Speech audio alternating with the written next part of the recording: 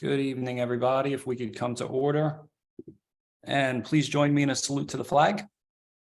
I pledge allegiance to the flag, of the United States of America, and to the republic for which it stands, one nation, under God, indivisible, with liberty and justice for all. All right, thank you, everybody. Could we have a sunshine announcement, please? Yes. Okay, good evening. Today is Tuesday, March 21st, 2023. This is a Jersey City Planning Board meeting with a scheduled 5:30 p.m. start. The planning board meeting is being held virtually as a video conference that is open to the public. In accordance with the Open Public Meetings Act, notice of this meeting was given to the editor of the Jersey Journal, the editor of El Especialito, and posted with the city clerk on March 17th, 2023. This meeting was also posted on the Jersey City Division of City Planning webpage, and all distribution materials made available to the board were also published and available to the public on the Jersey City Open Data Portal website. Excellent. Thank you, Matt. Before we do roll call, I think we have David as an attendee. Yeah, Matt, can you make me a co-host so I can help you out a little bit?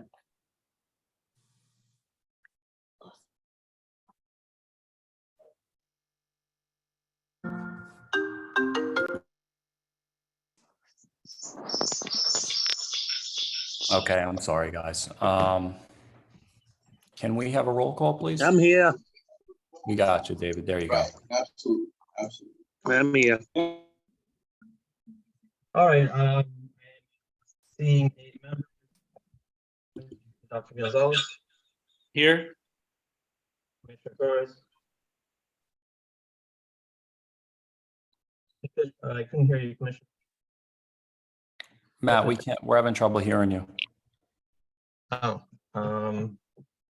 Better. Commissioner Torres, Yeah, Commissioner Cruz. Commissioner Muted, Cruz. David. I'm here. You hear me now? Yep. We got you. Gotcha. Commissioner Thank you. Gangadin. Commissioner Gangadin, Here. Commissioner Lipsky, here. Commissioner Green, Present. Commissioner Dr. Desai, Yeah. and Chairman Langston. Here. All right, seeing 8 members, we have a quorum. All right, thank you. Could we swear in the staff, please, Mike? I see Matt, Tim, Liz, Tanya. Do you guys swear any testimony you get tonight is going to be the truth, the whole truth, and nothing but the truth? Yes. Thank you. All right, thank you. Matt, do we have any correspondence? We do have some correspondence. We received a couple of requests to carry items to future meetings. For case on the agenda 23, case P22-152 at 481 Central Avenue, carried to April 4th with preservation of notice. Matt, I have that as P22-125 on my Oh, agenda. sorry, 125, you're correct. Yeah. Okay. I think the small print here is gotta look a little closer. All right, agenda item 24, case P23-008 for address 107 Magnolia Avenue, carried to actually April 25th with preservation of notice. Agenda item 25, case P21-023 at address 236 to 238 Academy Street, carried to April 4th with preservation of notice. And agenda item 26, case P22-213 at address 824 to 826 Pavonia Avenue, carried to April 4th with preservation of notice. Beyond that, we also have a couple of adjournments. Chairman, would you like me to just roll into that? Sure, please.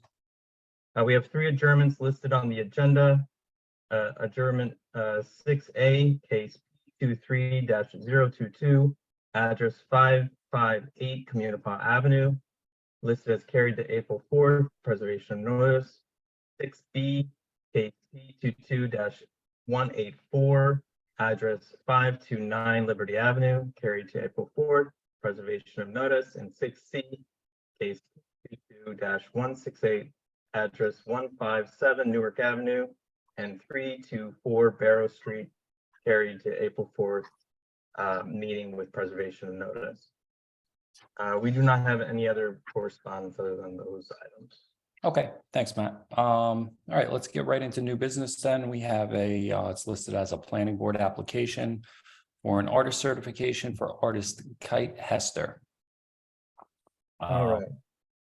Go ahead, Matt. I'm sorry. Yeah, so we were forwarded a memo from Joey Ann Morales from the Artist Certification Board, dated March 6, 2023. I'm not sure if it's Kate or Katie Hester, but the board found that she met or they met criteria 1, 2, 3, 4, and 5, and the criteria are listed at the bottom of the first page of that I believe 12-page document. Okay, so all that information was available online. Does anybody have any questions? Okay, thank you. So at this time, let's open it up for public comment for this artist certification. If anybody from the public wants to comment, please raise your hand. If you are calling in, you can press *9 to raise your hands and comment on this artist certification. Mr. Chair, I see no public. I move to close the public. Second. Okay, motion is made and seconded. Public is closed. Matt, if we want, let's roll right into a motion then. Yeah, staff recommends approval. Okay, thank you. Mr. Chair, I'd like to make a motion at this time to approve, to certify Kate Hester. Second. Okay, we have a motion and a second for approval. Okay, Vice Chair Dr. Gonzalez, Aye. Commissioner Torres, Aye. Commissioner Cruz. Matt, we're having trouble hearing you if you're facing the side there. I heard Charles. He heard the Sorry, match. Did you hear me? Commissioner I Cruz? said aye. Yeah, we got you, Eddie. Okay. Commissioner Cruz, Aye. Commissioner Gangadin, Aye. Commissioner Lipsky, Aye. Commissioner Green, Aye. Commissioner Dr. Desai, Aye. and Chairman Langston. Aye. Motion carries, all in favor on the motion to approve. All right, thank you. We do have to move one item up real quick. We're going to move item 27 up right now. It's case P23-054. It's a review and discussion of amendments to the Powerhouse Arts District redevelopment plan regarding the constitution of the nonprofit board that shall control the theater facility, which is required as a part of the Arts Theater Residence Overlay Zone. And this was petitioned by Municipal Council under Resolution 23-159. Formal action may be taken tonight. All right, so that description really kind of laid it out here. This amendment has come from the city council to study this amendment to this redevelopment plan. There in this zoning, I think it's a 4-phase project. I think they're under phase 3 right now. They're building the building that is located, I think, at 10 Provost Street. And part of that project is a theater. And the zoning actually specified the board structure in the resolution, which was posted on the data portal. That's the main document here that we're asking you commissioners to look at. On the second page of that document is the underlying text, which shows the amendment language that alters or updates the organization of that nonprofit board. This, I believe, has been vetted by the council. It's been put forth as well and agreed to by the developer who's underway. This amendment is aligned with the master plan. It promotes the development of a diversified economy. This is related to a theater, a live theater in the city, which we have very few of. continue efforts to enhance residential neighborhoods. Will be an amenity for the surrounding mixed-use neighborhood. And it's certainly another principle is to undertake zoning revisions to clarify regulations and address current issues.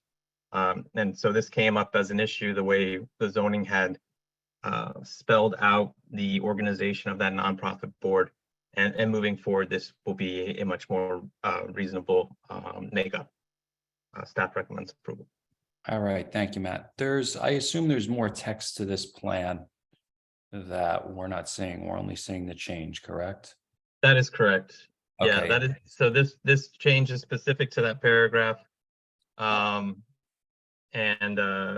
This is how we received this document from City Council.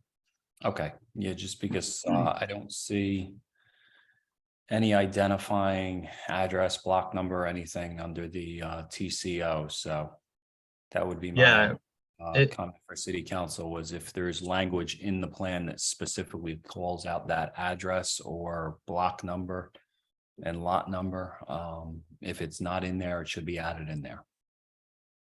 Okay, yeah, I'll take a look. They are mentioning there's a section on the first page that says now therefore be it resolved, so on and so forth. And then if you see number 2, second paragraph down, it says the second paragraph of section 8F2 is amended to read as follows. So that's where that language is supposed to be placed. I'll check to see if the prior sections of that or paragraphs of that section give that sort of identifying information, and I presume it does. Yeah, I would think it does. Okay, that was my only question. Anybody else, anything? Yeah, Matt, I have a question for you on regardless of this. Was it there, if my memory serves me correctly, on that project of the theater, wasn't there a couple of other theaters alongside of that one too, like little parts of it? And which one are we talking about to be more clear, or is it gonna include all the little sections of it? One theater in the paragraph that the council put forward. So there are 2, you're right, there's 2 other theaters in the area. Those have been constructed, and to my knowledge, those buildings both have COs. This building is still very much under construction and has not been granted a TCO. I'm or talking CO. about the Pavo building though, not the other ones that are across the street from that area. The Pavo building, doesn't that had another little theater section too, to it, or it was just one theater, if I'm not mistaken? The what No, no. building? Yeah, the one Commissioner? building. I thought they had it broken No. down into a couple of different theaters inside that whole section for the Pavo building, if I'm not mistaken. What building are you saying? What's the name of that building you're saying? Pavos? The Powerhouse? Yeah, Powerhouse District. Yeah, this building only has one theater. Okay, okay. yeah. Yeah. All right, thank you. All right, anybody else? All right, thank you, everybody. So at this time, let's open it up for public comment. If anybody's here from the public that wants to comment on this application, please raise your hand. And if you're calling in, you can press *9 to raise your hands. Anybody from public? Mr. Chair, seeing no public, I move to close the public. Second, Okay, motion is made and seconded. Public is closed. Matt, obviously, we have your recommendation. Yes. So I would move for a motion. Mr. Chair, I'd like to make a motion to approve case P23-054 as presented to our board tonight. Second. Okay, motion is made and seconded. On a motion to approve or recommend to council for adoption, Vice Chair Dr. Gonzalez, Aye.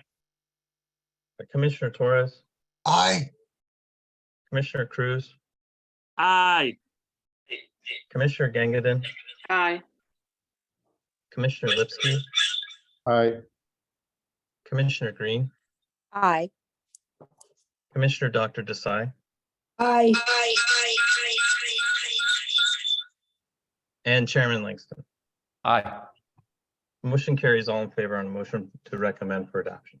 All right, thank you. Let's move on to item 10. It's case P23-030 is a minor site plan For 460 Grant Street, applicant is Dish Wireless. David, I believe you're going to recuse on this, correct? Yeah, I'm gonna recuse. I'll talk to you later.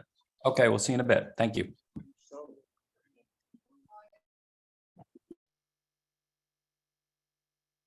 If the attorney could raise their hand, please, and any professionals.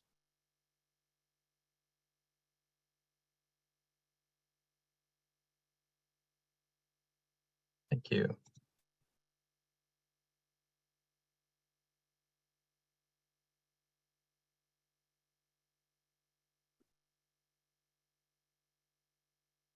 All right, Kevin Jones is promoted.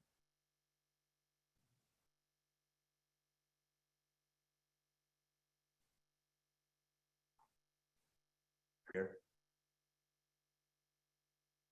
I think I'm on my camera. Oh, here we go. I'm here now. Can you all hear me? Yes, we can. hear you, counsel. Good evening. Hi, good evening. My name is Kevin Jones from Zublat and Jones on behalf of the applicant, Dish Wireless LLC. I also have a professional engineer with me, Ekta Shah. I believe she also raised her hand. I see her name there. I saw her momentarily. Up there she is. So briefly, the applicant, Dish Wireless, is a FCC licensed carrier, and they're building the first of its kind smart, completely cloud-based 5G network across the nation. I've been in front of you guys a few times. They're building out multiple wireless sites in the region, and they've found a gap in their coverage, or their necessary coverage, 460 Grant Street, block 13801, lot 6.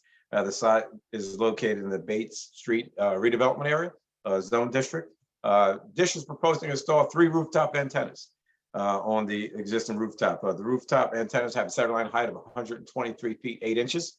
The roof itself is 115 feet with a 119-foot parapet.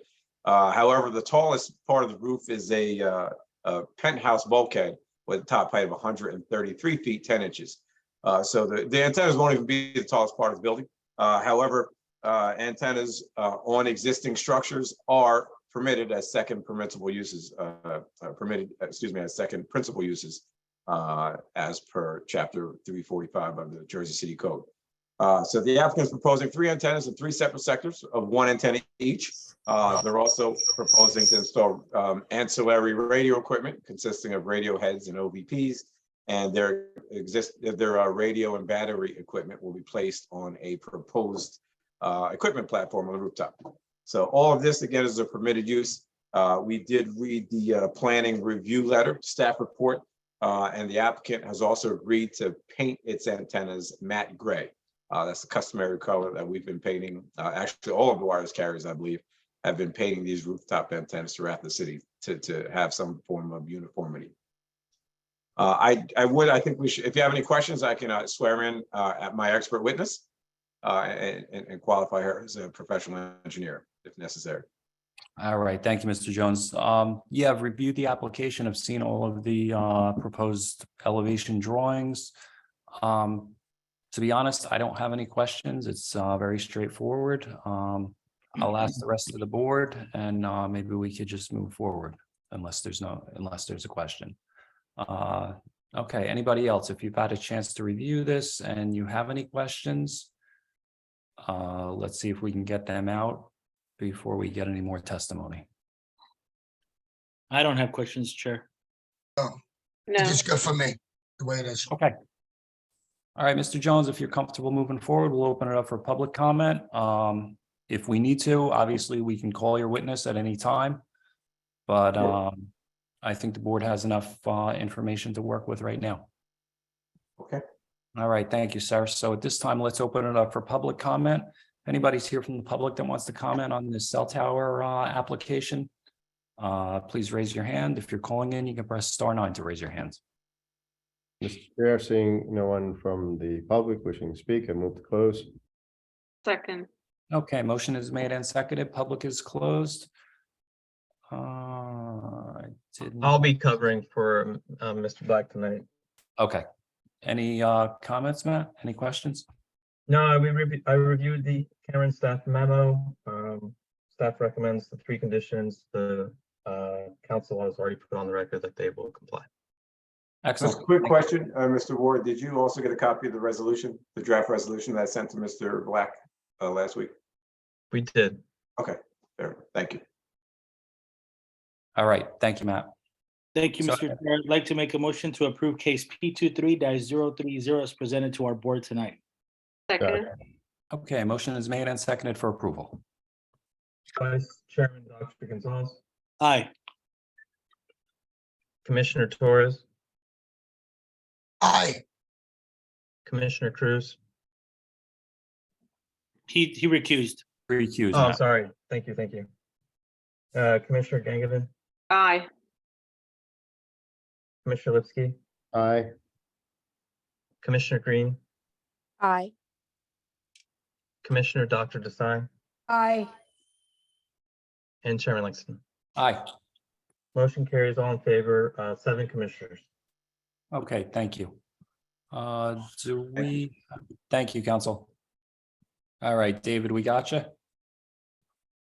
All right, so we're gonna move on to item 11 is case P22-200 is a preliminary and final major site plan for 176 West Side Ave. Commissioner Gangadin is going to recuse on this application. Sure. See you later. All right, thanks, Vicky. We'll see you in a few.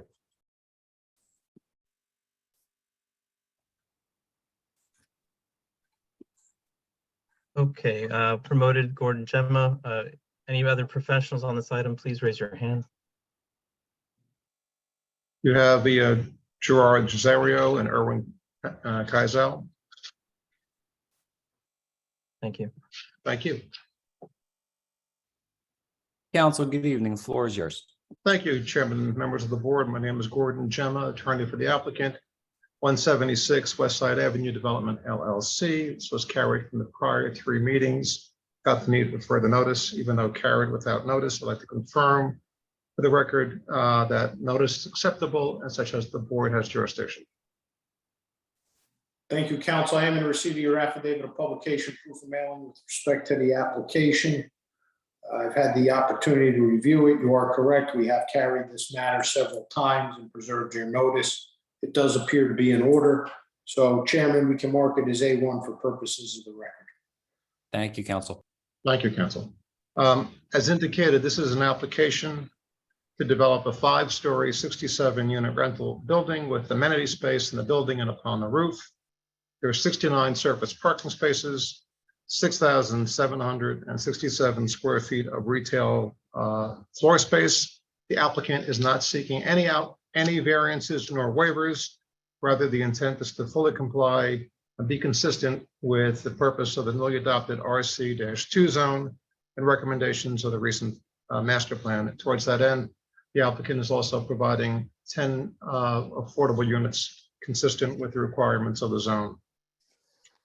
The applicant had the chance to meet with residents on at least 2 different occasions and modify the plans based upon the meetings with the residents, such that we're here to discuss them tonight. The applicant has its engineer and architect ready to describe what's proposed and how it tried to accommodate the residents' concerns. Given that the applicant is developing by right and exceeds the parking requirement by almost double, it has a traffic engineer who prepared a study, who will testify if asked any questions. Otherwise, it's not our intent to, in fact, ask the traffic engineer to testify. Unless the board has any questions, I'd like to call my first witness, which is the applicant's engineer, Mr. Gerard Cesario. Hi, Gerard. I'll swear you in, okay? If you could raise your right hand. Do you swear any testimony you get tonight is going to be the truth, the whole truth, and nothing but the truth?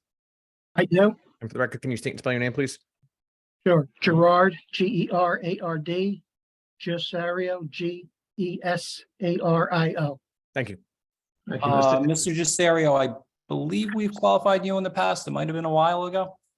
Yes, I have testified before this board at least twice in the recent past. Okay, and your license is current tonight as an engineer? Yes, it is. Okay, thank you. You're qualified. Thank you, Mr. Langston. Thank you. Mr. Cesario, could you identify the plans of using tonight for your presentation and have them marked as exhibits, please? Sure. Permission to share my screen.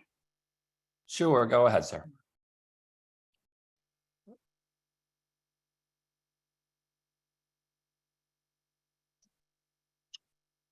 The host has disabled screen share. Apologize, it should be fixed now.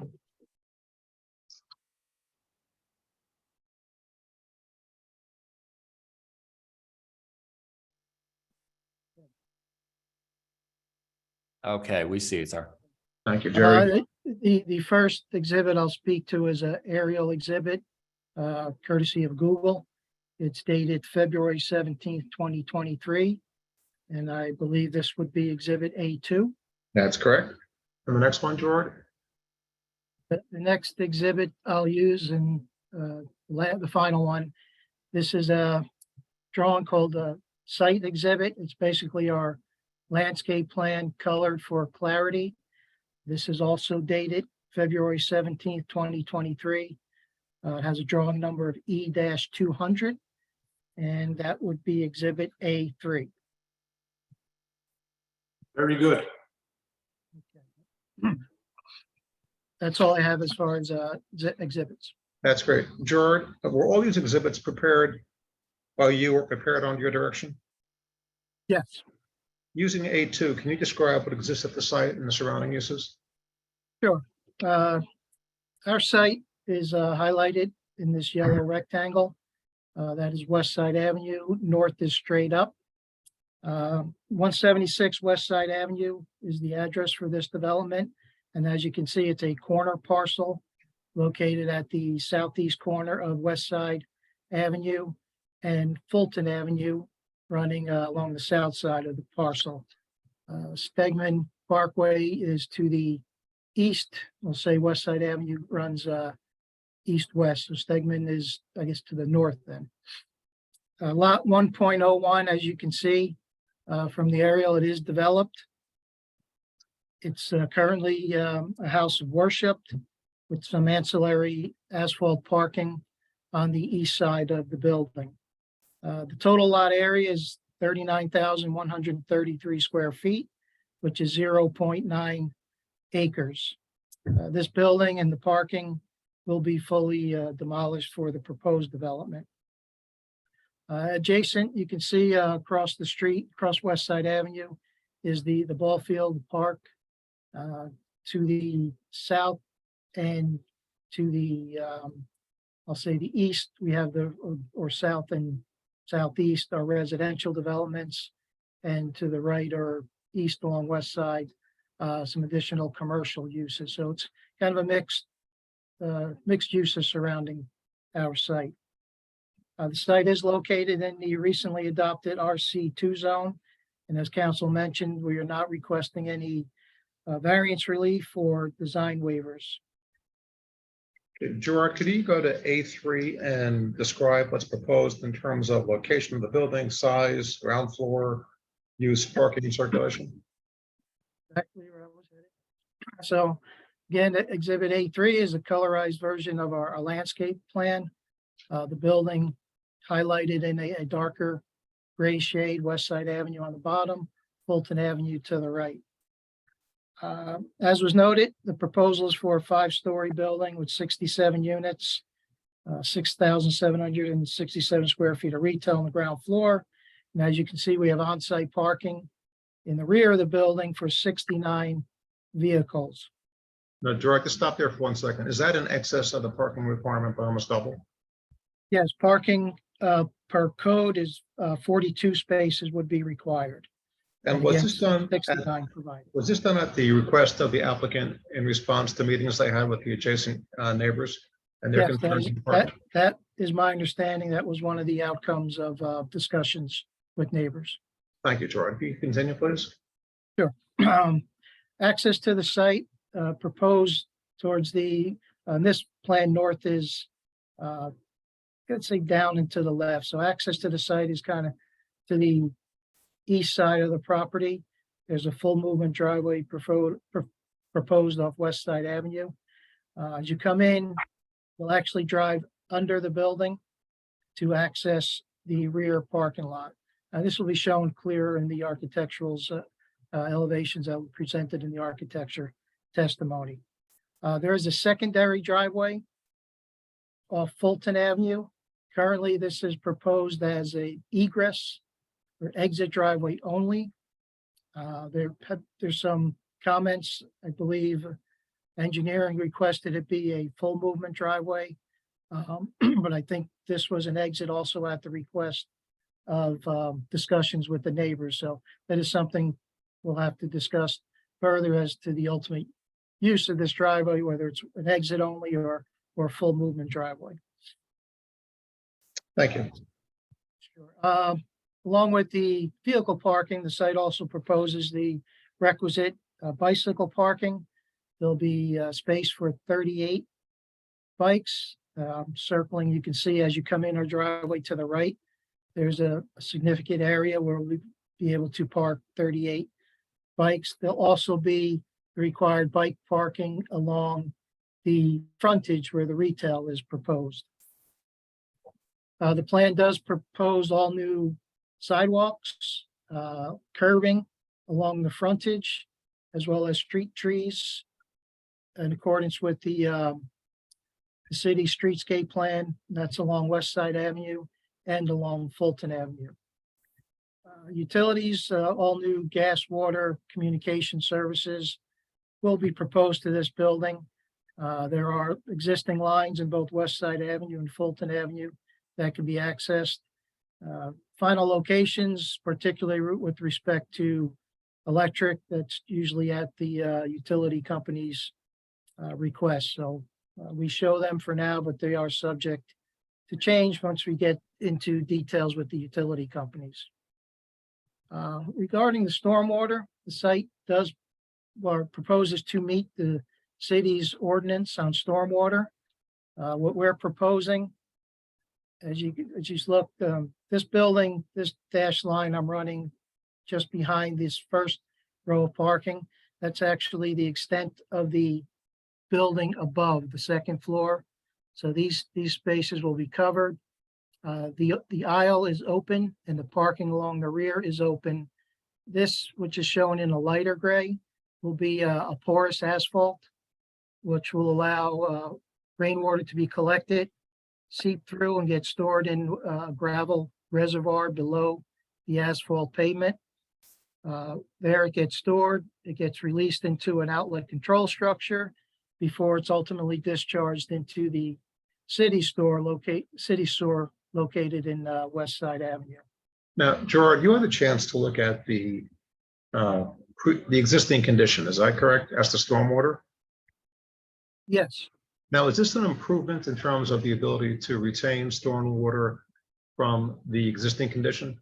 Yes, there was no on-site stormwater on this site. Everything flowed directly into the city system, either overland or through roof drains. So there was no attenuation of storm flow at all. So yeah, this is would be a significant improvement to the downstream system. Right. In fact, during the meetings with the neighbors, we were told that there was some concerns about existing flooding during storm events on the corner of Fulton and West Side Avenue.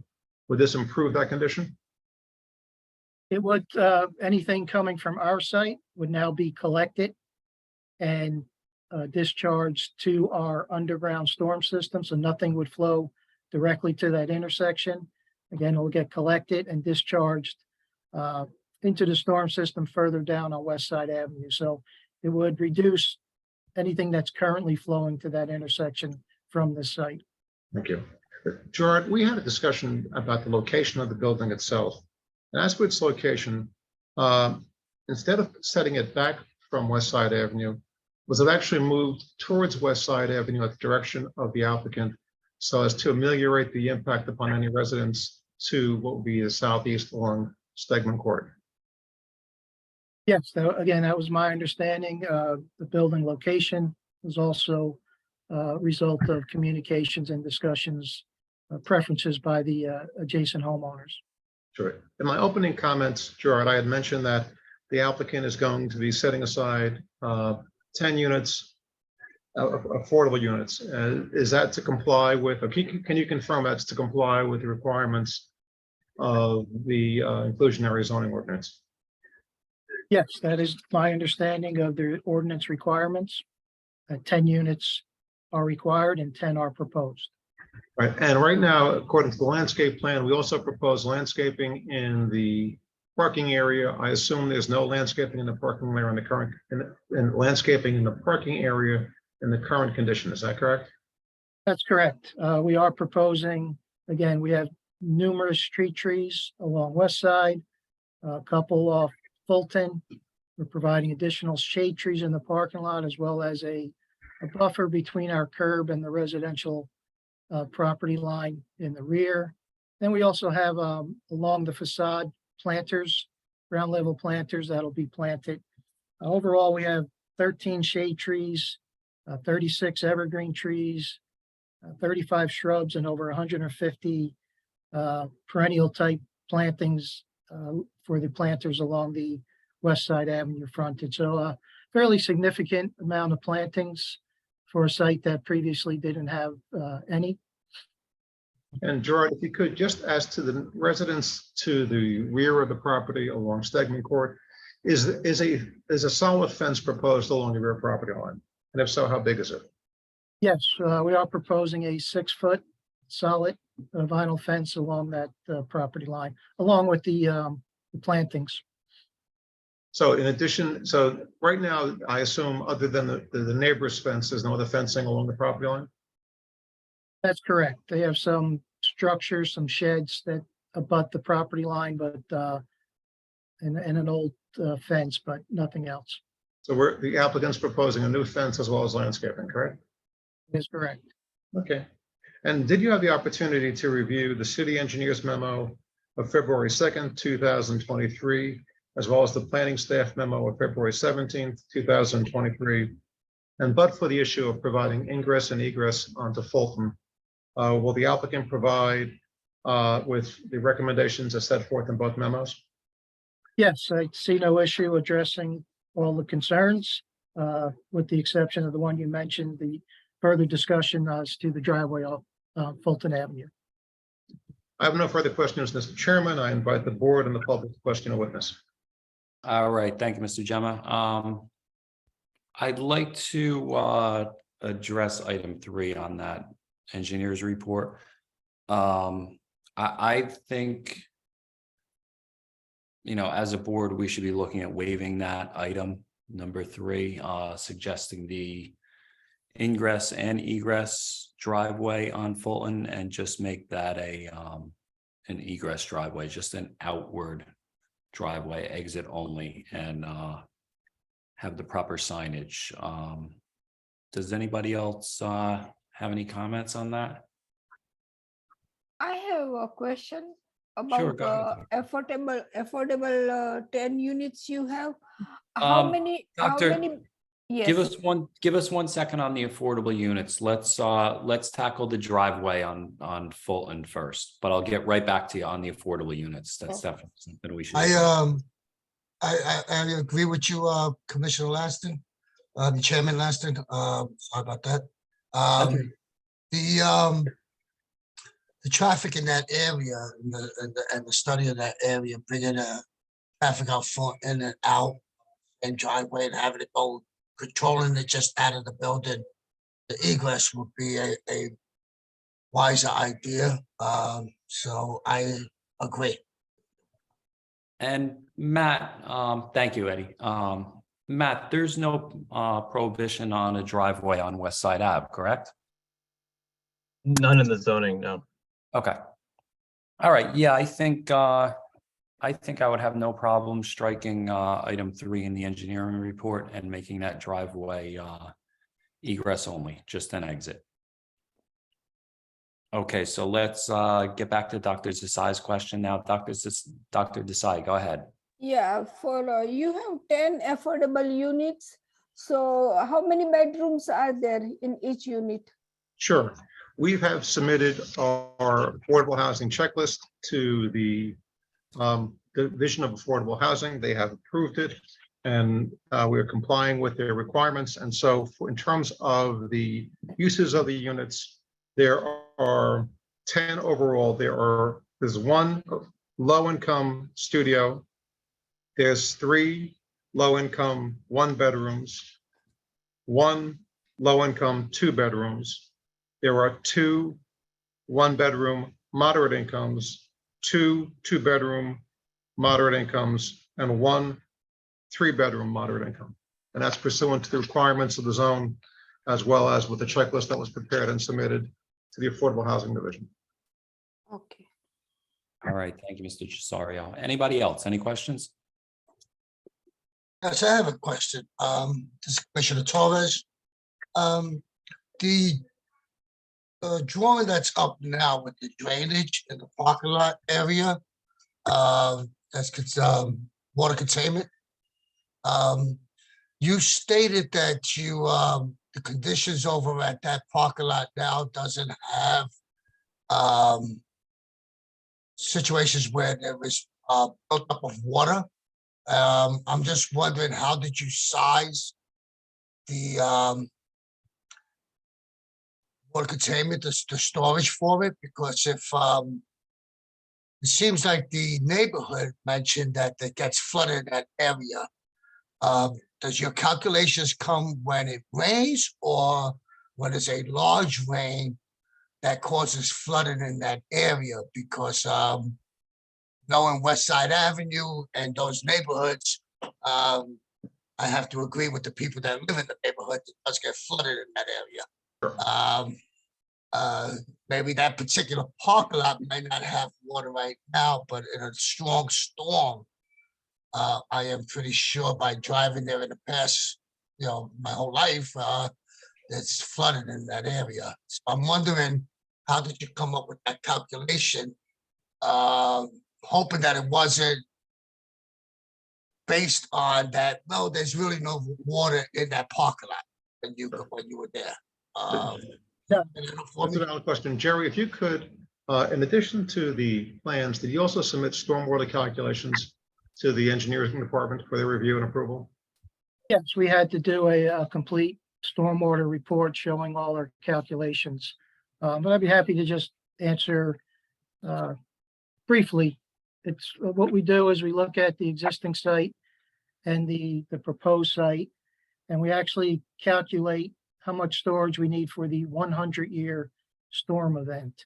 So the gravel reservoir that sits below the porous pavement is sized with a depth that can completely store the 100-year storm event. And the other thing, as a conservative approach, we don't account for infiltration, which will occur. We assume infiltration fails. So this is actually sized realistically for a greater than a 100-year storm event. So it does consider the storm event in which flooding more than likely would occur on Fulton or West Side Avenue. So just to be clear to Commissioner Torres's question, you didn't just take into account what existed at the site. You actually detained pursuant to the current stormwater regulations. Is that correct? Correct. And it's based on what's proposed on the site, which is slightly more impervious. Thank you. Well, thank you, Fergus. You see that is much more clearer.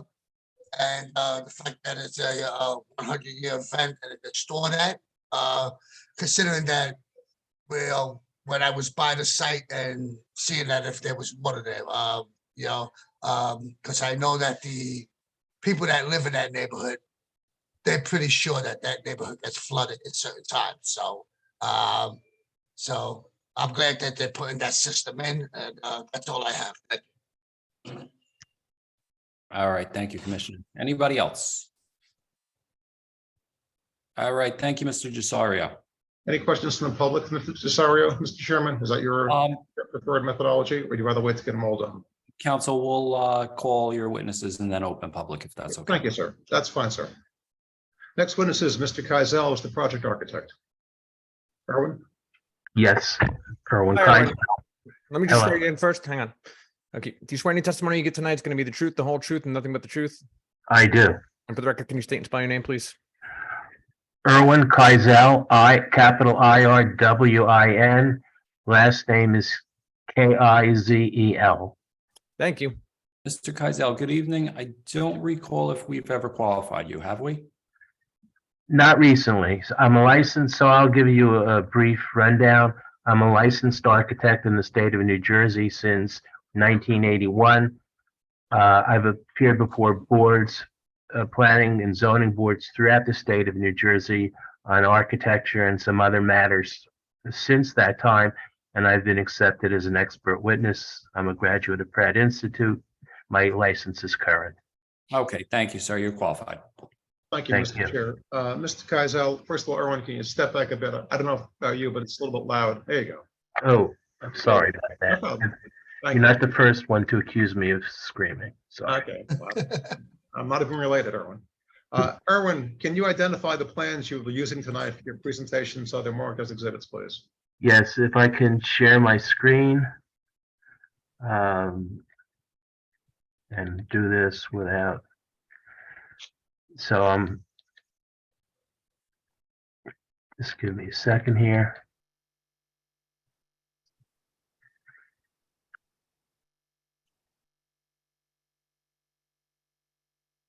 Does everyone see now a blank screen, but it, No, we just see The your directory. file browser right now. Yeah. we just, so, I'm looking at the, so what do I have? Share screen. Here, let's stop your sharing one moment and Mr. Keisel, if you could try again and click on the PDF option. Is that my PDF or?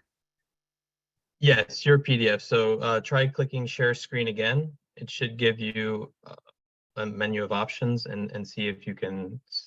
One of the options is your plans. Thank you.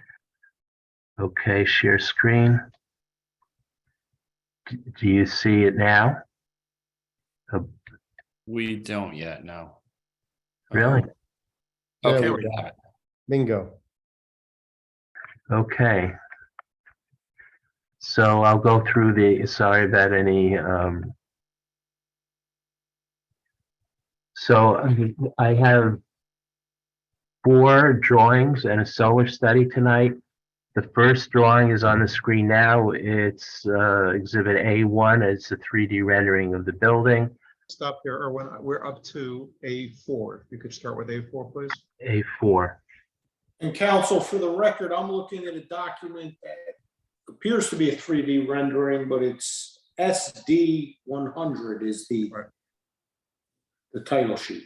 Yeah, Erwin, it'd be easier. sorry. If you could Yes. just start about the title sheet, it'd be easier for the record that way, please. Okay, so SD 100 is going to be exhibit A4. It's the 3-dimensional color rendering of our proposed building. SD 101 is the first and second floor plan. SD These were already submitted. that is correct. I'm using, the documents I'm using tonight have already been submitted to the board. Do I need to mark? Counsel, normally we only mark exhibits that have not been submitted with the package. However, we can mark his 5 sheets as A4. Fine. Thank you, Mr. Lanape. Thank you, counsel. Erwin, were these plans prepared by you or prepared under your direction? Yes, they have been prepared under my direction. So can you start with the first floor and describe for the board what's proposed on the first floor, please? Well, if I could just, so this is what you have on your screen now is an overview. And as was stated previously, 67 units, 5-story building, about 94,845 square feet. And this is, like I said, the rendering. This is the first floor plan. And the second floor plan. In pointing out the first floor, we have the building lobby in the center portion facing West Side Avenue. The parking is at the back, as of you heard, and it's from the parking to the building can be accessed from the rear. There's a community space of approximately 2,000 square feet on the right-hand side. And as we move from right to left, there's the retail spaces. There's up to 6 retail spaces. The first 3 on the right side of the building lobby and the next 3 on the left side of the building lobby. Centralized in the building is the building lobby, 2 elevators, a package storage and mail room. And this is also how access will be achieved to the building from the parking. To the left of that is the bike storage recess kind of under the building. There's electric and mail rooms, gas room, electric room in this location. And to the far left of the access drive is the trash room. On the second floor, as I can move this down, we have 21 apartments that are color coded by what they are. There are 2 studios, 9 one-bedroom apartments, 6 two-bedroom apartments, 4 two-bedroom affordable units, totaling 21 units. Also on this floor is the building gymnasium and the building lounge, which is where my mouse is currently located. There's also some tenant storage located in 2 places on the second floor. Going to the third floor, you look at the third floor is on the next sheet. It consists of 23 apartments, 2 studios, 9 one-bedroom units, 7 two-bedroom units, and 5 one-bedroom affordable units. On the fourth floor, we have 23 apartments, again, 2 studios, 9 one-bedroom, 11 two-bedroom, and 1 three-bedroom affordable unit. This floor has included in what I just stated are 5 duplex units. They're in this area. These are basically 2-story units with the bedroom on the top floor, which I'll scroll up to right now. I'm sorry. I think it's the other way around. There you go. One more. There you go. Okay. So this is pointing to the 5th floor residential. The enclosed portion of the 5th floor is limited to these 5 units. There's a floor opening in these units so you could see down to the floor below, and it consists of 1 bedroom, walk-in closet, and restrooms. Also on the stair on the top floor is a green roof, which I'm pointing to right now. There's an elevator that takes residents up to this floor and then out to the amenities area, also on this top area of the building. We have rooftop amenity space, which I'm pointing to right now. It's about 2,000 square feet above the walkway and over 2,000 square feet below the walkway. Or we can stop right there for 1 second. Were you instructed by the applicant to put the amenities in that corner of the building so as to get them as far away as they could from the residents on Fulton, and from the neighbors to the rear? Yes, that's what we did. Thank you. Okay. So just to further orient the board to this top floor, the usable areas and amenities on this top floor are set back from the edge of the building by 10 feet. So there won't be any intrusion. And it's also set back from the rear of the building by 10 feet, approximately 10 feet. So any activity on the roof of the building will really not be visible from the street level. Scrolling further down to the elevations, this sheet has the front elevation at the top, and the rear elevation which is also what we're calling the south elevation to the back. Starting with the front elevation, we basically set back the building in panels so as to break up the facade so it doesn't look like, a large mass of space. We've broken it down into segments, and we change materials and colors as we move on along the front of the building to give it a good sense of scale and a good sense of variety of materials that lend themselves to what we believe is an attractive streetscape. The access to the parking lot is from this elevation. I'm pointing to the access door at this location. That's the two-way entrance, and to the left of that door is another door which conceals the trash room of the building. The first floor has glass panels, clear glass panels that are there for admitting light to the retail spaces. The center of the building has a double door, and this entrance accesses the main building lobby. There are, grills on the facade for the HVAC units, and like I said, there's a variety of materials. As I scroll down, you see the two side elevations. The east elevation is up against the side of an existing building, so it has really no windows, but a fair amount of attention has been given to the west elevation, which again has a variety of colors and fenestration to give an attractive appearance. The mix of materials that we're proposing are dark gray modular brick, orange modular brick, which is basically the conventional brick, with some cast stone. There's a concrete block, decorative concrete block.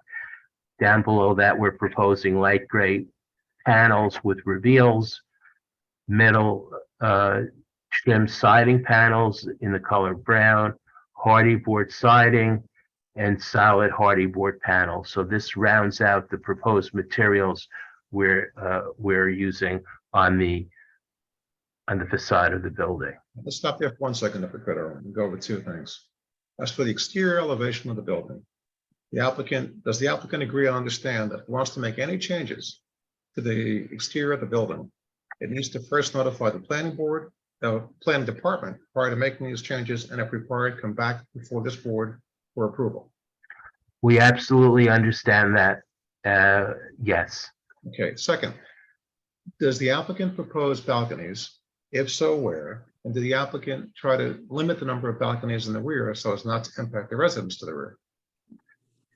Yes, we propose balconies. They're pretty small. They're about 3 feet 8 inches deep and about 8 feet wide. They are recessed into the building. So just to be clear, they're not cantilevered out, they're recessed in. All the balconies are recessed in. They're not cantilevered out. They have doors, swing doors that access, and they can accommodate probably 2 folding chairs. They won't accommodate a large crowd, maybe maximum 2 to 3 people at a time. We've heard in previous meetings that the board was concerned about objects falling off of the balconies or being tossed off the balconies. Well, we are addressing that concern with our use of 42-inch high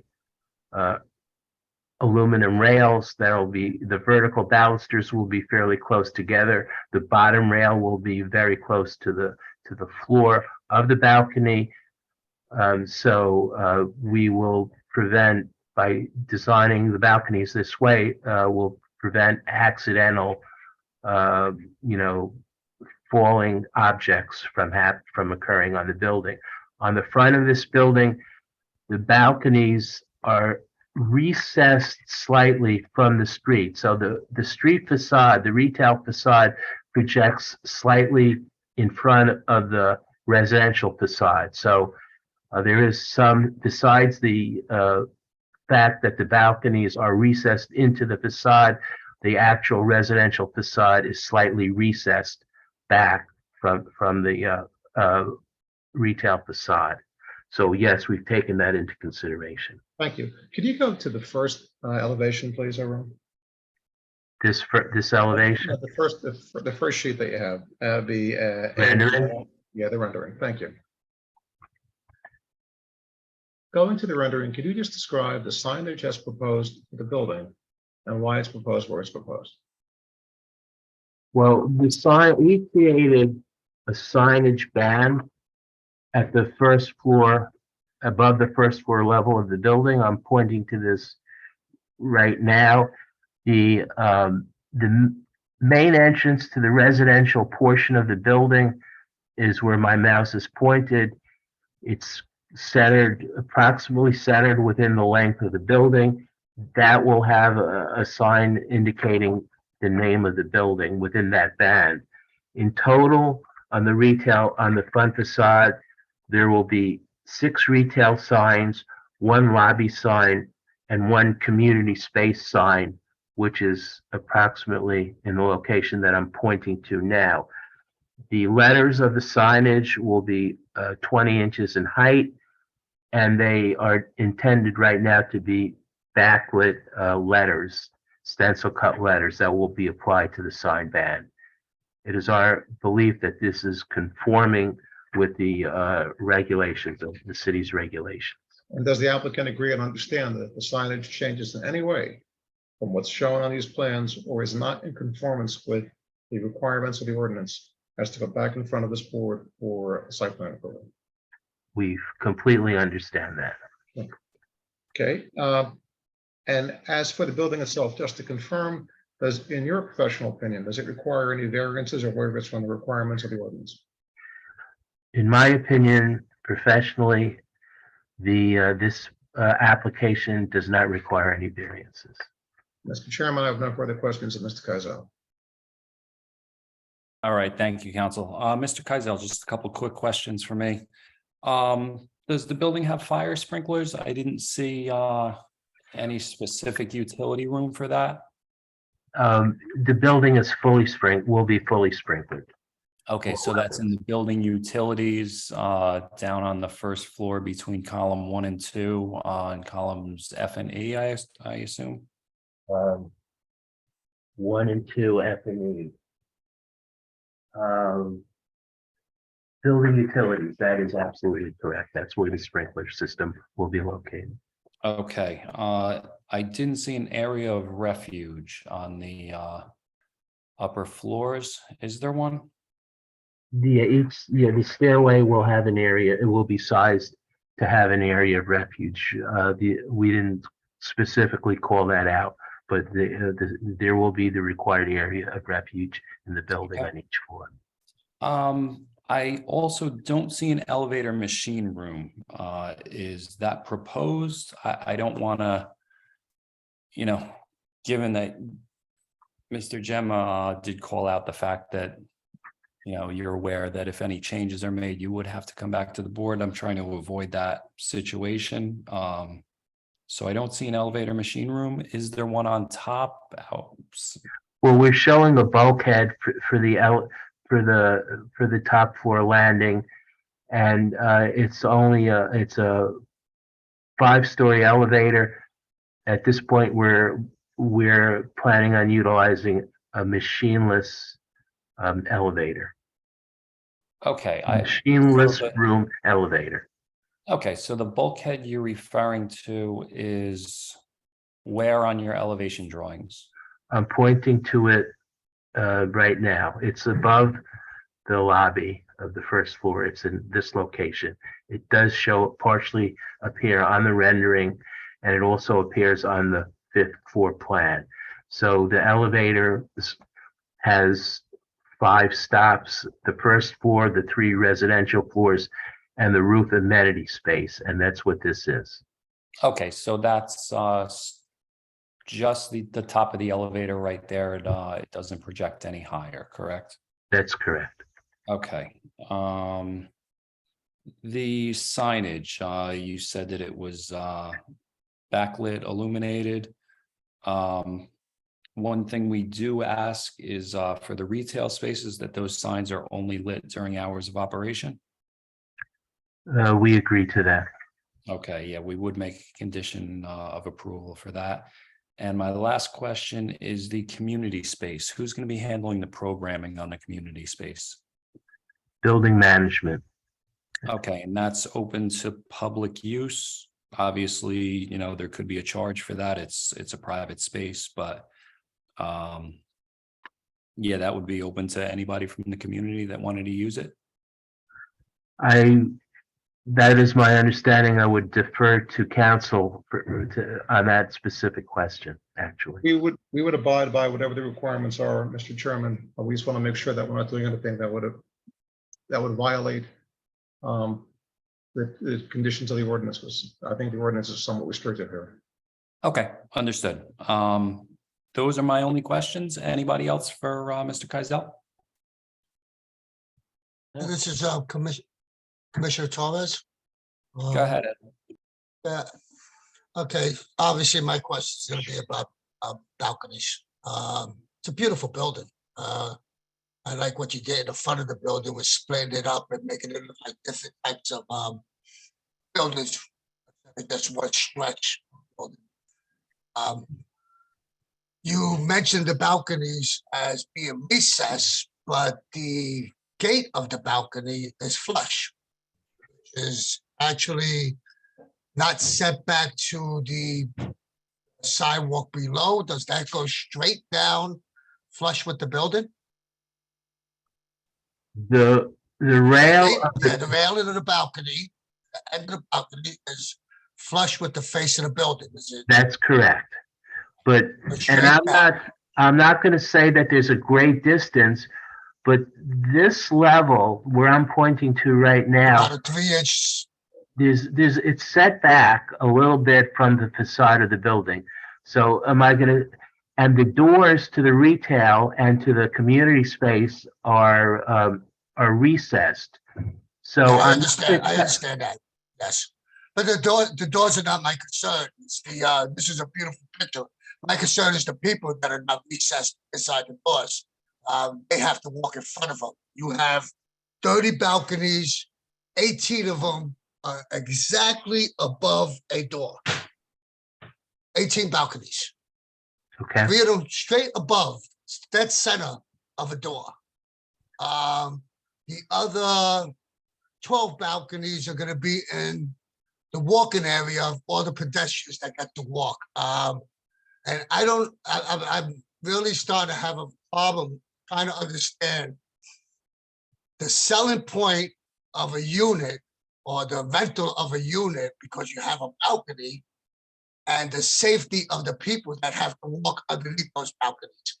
It boggles my mind. You have a rooftop amenities, you have other things to this building, and we are continuously putting a price on the look of a balcony, right? Only 2 chairs that could fit there, to the safety of the people that got to walk in front of it. You have the main entrance of the building alongside of it. There's 6 to 2 alongside the main entrance. It's 6 balconies directly above a double door.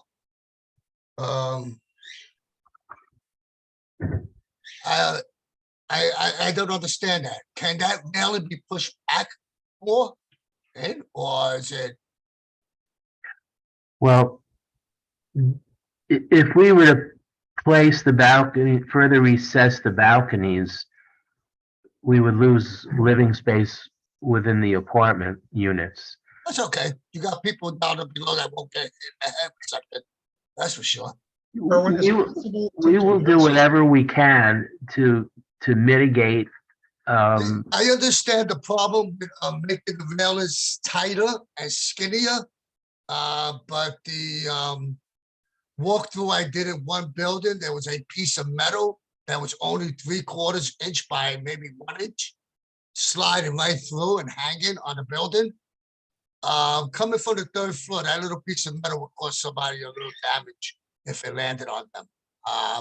So I don't know how tight you can make those railings that something doesn't go through and something falling over. I just don't understand.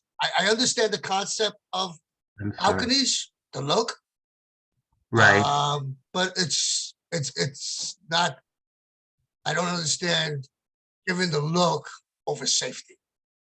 That I don't understand. Erwin, in addition to the aesthetics of the balcony, is the purpose also to provide the resident some light, air, and open space, particularly having lived through a period of time when they couldn't go outside? That's okay. I mean, if you're gonna say the COVID and that's because you need some like space for that, but how about all the other residents in that building? There's only 30 units that are gonna have a balcony. All the rest of the people are gonna be locked in their apartments because of COVID. So that's not quite an argument when it comes to somebody walking and got hurt underneath. Even one person, one balcony, one person and hurt would be, that's not enough. Well, we're going to do everything we can do with respect to the rails to prevent that from happening. But let me point out on this drawing, the red line that you see here, the red dotted line, is the line of the apartment units above. And as I pointed out, this is set back about 2 feet. It varies by where you are in the building, but the red line representing the structure above is set back, not in all locations, but it's set back where I'm pointing out. And on the left side of the building, it's also set back by a couple of feet. The balcony itself is further recessed into the building. So yes, it's the reason the balconies occur over doors is because we want the windows, the fenestration, and the door openings to align vertical. So I know you might consider that a price on, foregoing safety, but our experience is that with the precautions that we're going to be taking, it's unlikely. I don't want to say, I can't predict the future, but I'm the architect for this building. I'm going to be signing and sealing it. And, we're going to do our I best. agree with you. I do understand where you're the thing of it. I think this matter might have to be taken into the plan, consider it in the future. It's just something that I don't personally see as a wise design of balconies when there's a building that doesn't have a setback. Building that had a setback, it wouldn't be a problem, right? For me. So with that, that's the only question I got because we'll just go back and forth with this just to move on. Hopefully you do make the mailings as tight as possible. And in that case, I appreciate it. Thank you. Thank you. All right, thank you, Eddie. Anybody else? No, sir. All right, thank you, Mr. Keisel. Mr. Chairman, unless there's a desire to listen to the traffic expert, we're done with our presentation and open to the public. Okay, thank you, council. I don't have any questions as far as traffic goes. Anybody else? No. All right, and council, obviously, if we need to, we'll call your expert up. Sure. But I'd like to get the public comment if we could now. So at this time, let's open it up for public comment. If anybody's here from the public that wants to comment on this application, please raise your hand. And if you're calling in, please press *9 to raise your hands. There's one participant, Chairman. Okay. Attempting to promote LV Barre.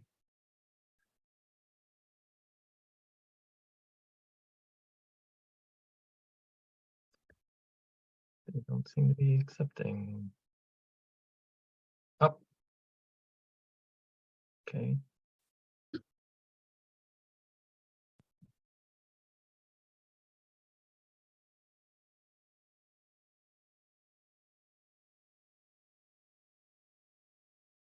Matt, if he needs a minute, there's another person, Mark Grego.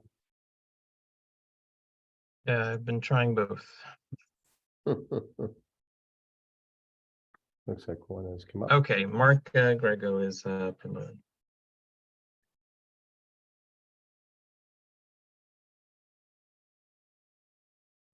And Mark, if you're there, you can unmute and Yes, wonderful. You can turn your video on. I see you. okay, Swear you in before you speak. If you could raise your right hand. Yes, Do you swear any testimony you give tonight is going to be the truth, the whole truth, and nothing but the truth? yes, I do. I didn't believe it was a testimony more than a comment, but I. All right, just hang on one second. Can you, Sure. for the record, please state and spell your name and give us your home address, please? Yes, my name is Mark, M-A-R-K, Grego, G-R-E-G-O. My home address is 30 Stegman Court. Thank you. Jersey City. Mr. Grego, good evening. We have 3 minutes for you, sir. Okay, first of all, I'd like to thank Councilman Torres on his, he's a rock star. I mean, he really addressed a lot of the points that I had concerns about.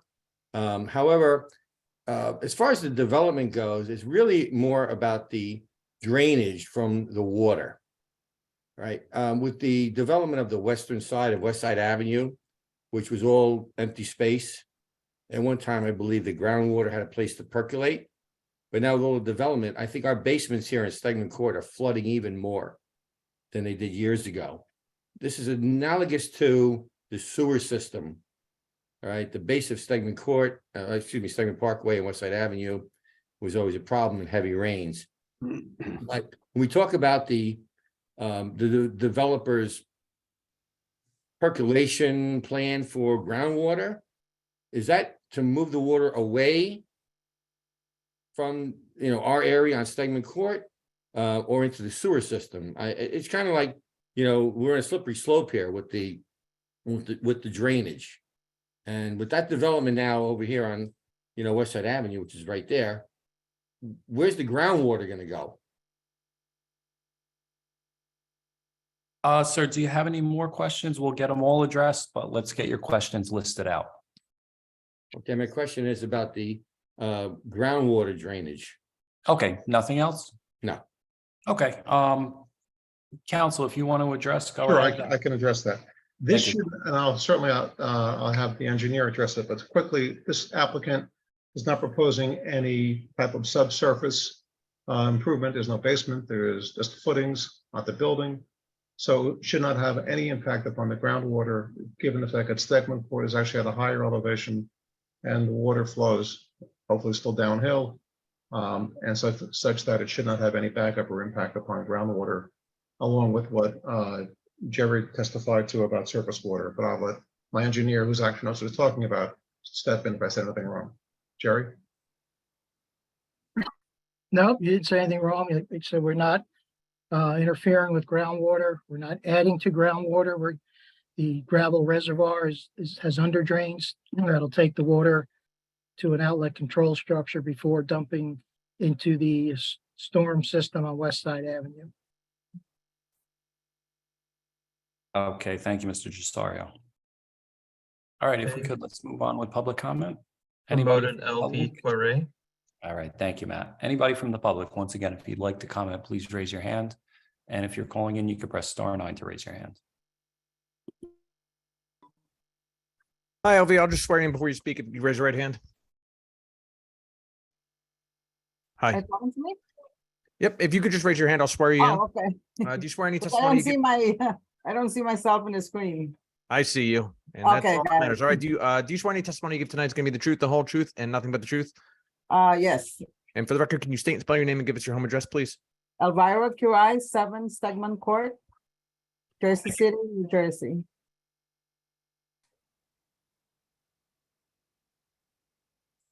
I'm sorry, I was muted. Ms. Guaraya, I apologize. You're right.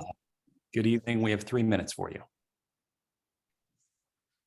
Go ahead, ma'am. Yes, am I good to talk?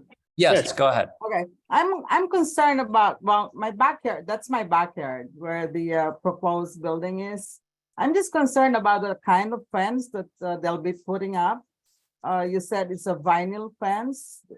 Are those the white kind of fence I see around in most houses? They are very thin and they break down easily. So I'm a little concerned because some of my neighbors have kids. They play in the backyard and that's where all the parking spots are. So are those strong enough? I mean, let's say a car parks, well, you'll never know. But those are very flimsy kinds of fence. Can we get a stronger kind of fence and a higher one? So we still have privacy in our backyards? 6 foot is the city ordinance on fences. We can't go higher than 6 foot. Uh-huh. But I'll let council address the material on the fence and how sturdy it is. Sure. Ms. Gori, any other questions while we have you? No, that's my biggest concern is our backyards. Okay, thank you. And this is a vinyl fence. I'll let Jerry describe what the fence is in detail, but in addition to the fence, Ms. Karai, we're also proposing a landscape buffer between the parking lot and the fence. So Jerry, if you could describe the fence, please, what it's made of and how the post. Sure. We are proposing a 6-foot vinyl fence. We spec a neutral color as opposed to the bright white. But it is a vinyl fence, and as council said, we are putting a row of evergreens and other landscape in front of it. That will also help to protect it if a car were to, and there's also, I'll point out the wheel stops provided at all those parking spaces there. So there's kind of, 3 layers. You got wheel stops, landscaping, and then the fence. And plus there's also buildings probably that make up half of that rear property line. So I think there's a decent amount of protection for a car that may accidentally jump a curb. But it is a vinyl 6-foot fence, neutral color being proposed. All right, thank you, sir. Anybody else from public? If you'd like to comment, please raise your hand. If you're calling in, press *9. I see one more, Chair. One more. Voting Anna.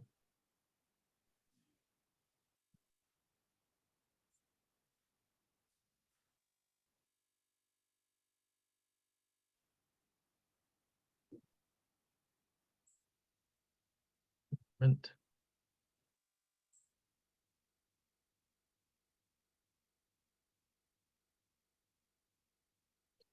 She does not, okay, she is coming. Anna, you're promoted.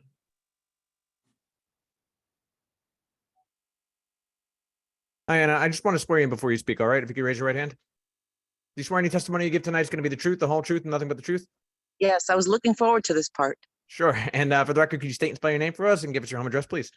Anna Christodoulakis, ANNA.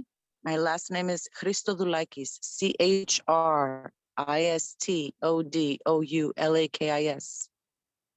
And I do it I thought again? it was spelled. I'm gonna try it. Ms. Krista Dulakis. Close. We have 3 minutes for you, ma'am. Yes.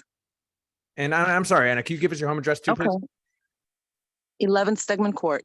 Thank you. Okay, go ahead, ma'am. 3 minutes So- we have for you. Okay, I'll be quick. The balconies in the rear, of course, I spoke about this at the community meetings they had for us, and I appreciate that they had the 2 meetings. And also the privacy fence in the back. And maybe they can add some tall trees, so, we have our own privacy back here, because we do utilize our backyards a lot. They want a slice of heaven in their balconies, but, we've been here 20 years and we don't want to lose the view of the ball field or the sunset. We're going to lose all that. So at least we can have our privacy so we can still utilize our backyards. I think that's important. And, of course, we're not happy about it, but I'm sure it's going to go up anyway. All And right, thank you. flooding is an issue on our block. I know someone mentioned earlier, I think it was Mark, our neighbor. But yeah, we have an issue with flooding. So maybe it'll help, who knows what they're gonna do. Okay, thank you, ma'am. Anything else? Thank you. No, I think that's it. Oh, wait, All the right. community center. Is Go it ahead. really gonna be a community center? I mean, not that I want to, have any meetings there or anything, but You never know. You never I know. highly doubt that, but okay. Council, We addressed it before, but if we could go over it once again, that is open to the public, if they'd like to, I assume, rent that space. We have to be a little bit careful, Mr. Langston. We had originally proposed that, and we were told by planning that that may not be something that we can do. We will work with planning department to make it available for third parties as much as possible. But I don't want to make a comment here, and that puts me in a use variance application. Understood. Okay. Okay, anybody else from the public? Ms. Guare, we can only have you testify once per application. So Chairman, anybody else seeing- from public? I'm sorry, Chairman. Go ahead. Chairman, seeing none other from the public wishing to speak, I move to close. Second, Okay, motion is made and seconded. Public is closed. Matt, do you want to wrap up for us? Sure. So the council already put on the record, or their professionals, that they're going to be complying with the review agent comments. Absent or with the exception of making the access point just an egress only onto Fulton Avenue. It's staff's understanding that an outcome of the community meetings was that that was an exit only onto Fulton Avenue. And that was embedded into one of the recommended conditions of city planning staff. Added condition of the signs during hours of operation was added on during back and forth deliberation. This is an application in the new RC2 zone. This was formerly the R1 zone. Because of the size of this lot and the number of units proposed, they are complying with and are bound by the inclusionary zoning ordinance, which they've testified to. This application in our review does not trigger any variances. Staff recommends approval. All right, thank you, Matt. We appreciate it. Okay, Mr. Chair, I'd like to make a motion at this time to approve case P22-200 as presented to the board tonight. Second. Okay, we have a motion and a second for approval. And a motion approved with conditions stated here tonight. Matt, we can't hear you. Matt, we can't hear you again. Jeez, okay, sorry. Matt, it seems when you turn away from the screen is when we lose you. Okay. Yeah, Matt, did you call me? I'll keep that in mind. Thanks, commissioners. No, Vice Chair Dr. Gonzalez, Hi. Commissioner Torres. Okay, sir, I'm so sorry. It's just you called at the exact time when I'm. Nothing, you done? Yeah, Commissioner Torres. Okay, it's a nice building, it's a great building, I know, I understand the balcony, sitting outside watching a baseball game or whatever it is that you're looking at, to get some fresh air space, the argument that, people need fresh air, well, most of the building doesn't have balconies, it's not quite a good argument for me, but, issue for me with the safety and that rendering that they chose to show so many people walking underneath those balconies. I just don't understand this. So with that, I'm going to vote no. Commissioner Cruz. I vote aye. Commissioner Lipsky. Aye. Commissioner Green. No. Commissioner Dr. Desai. Yeah, I'm really happy with the parkings they have, which is Jersey City doesn't have parking, so people will be happy to have this parking, and I'm going to vote aye. Chairman Langston. I understand Commissioner Torres's concerns. Believe me, I share them. Absent of, changing the ordinance on balconies, though, they are permitted at this point. I appreciate the applicant putting on a record that they'll try to mitigate any falling objects that they can by design. I don't agree. I know it came up in neighborhood meetings, but I don't agree with the extra parking spaces. I think it's contrary to the master plan, but it is permitted. It's the applicant's choice. I wish that they doubled the bike parking spaces and not the car parking spaces, but that's just me. But with that, it's an as of right project at this point, and I'm going to vote aye. Motion carries 5-4-2 against. Commissioner Gangadin recused. Thank you, Mr. Chairman, members of the board. I appreciate the work of the board as well as the staff. All right, thank you, council. We appreciate it. Take care. So it is 7:10 currently. Let's give Mike a break. We'll be back at 7:20, everybody.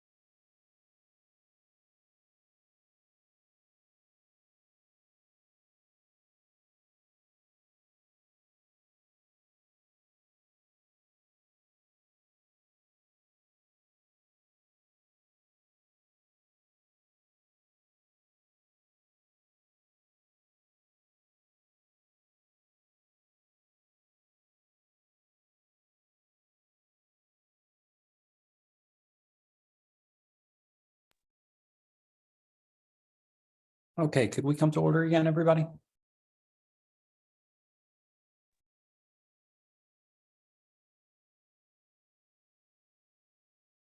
And let's move on to item 12 is case P22-077 is a minor subdivision and preliminary and final major site plan with C variances for 251 to 257 Grand Street.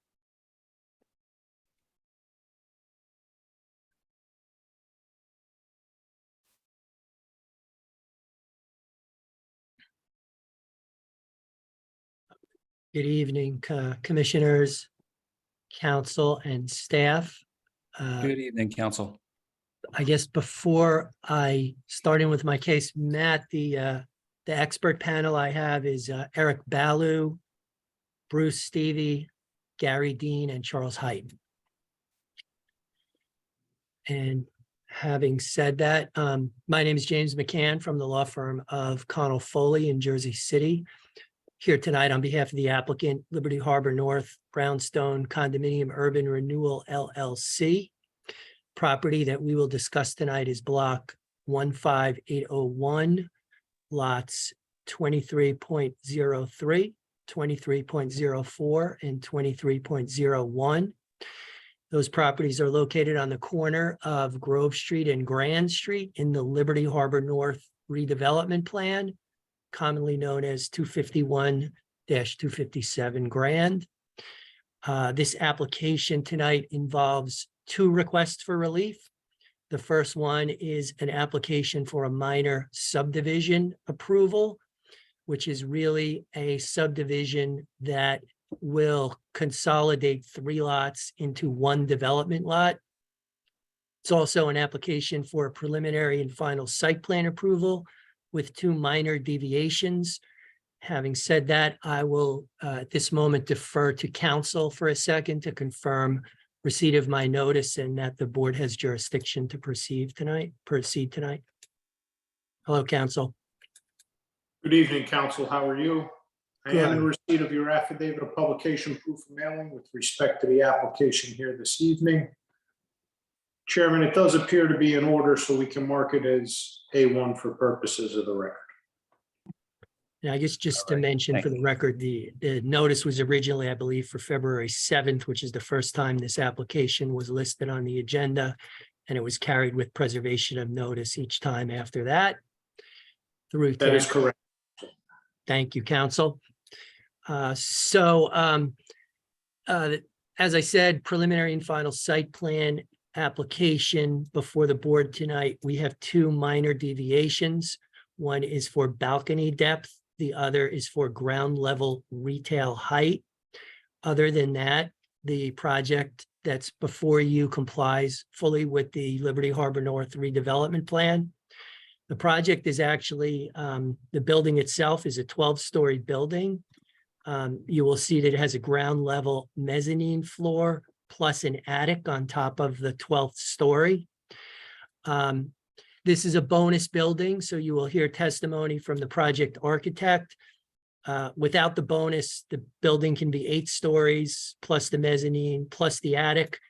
But according to the redevelopment plan, if this building is to be designed LEED certified, it can be 12 stories with a ground floor mezzanine plus an attic on top of the 12th story.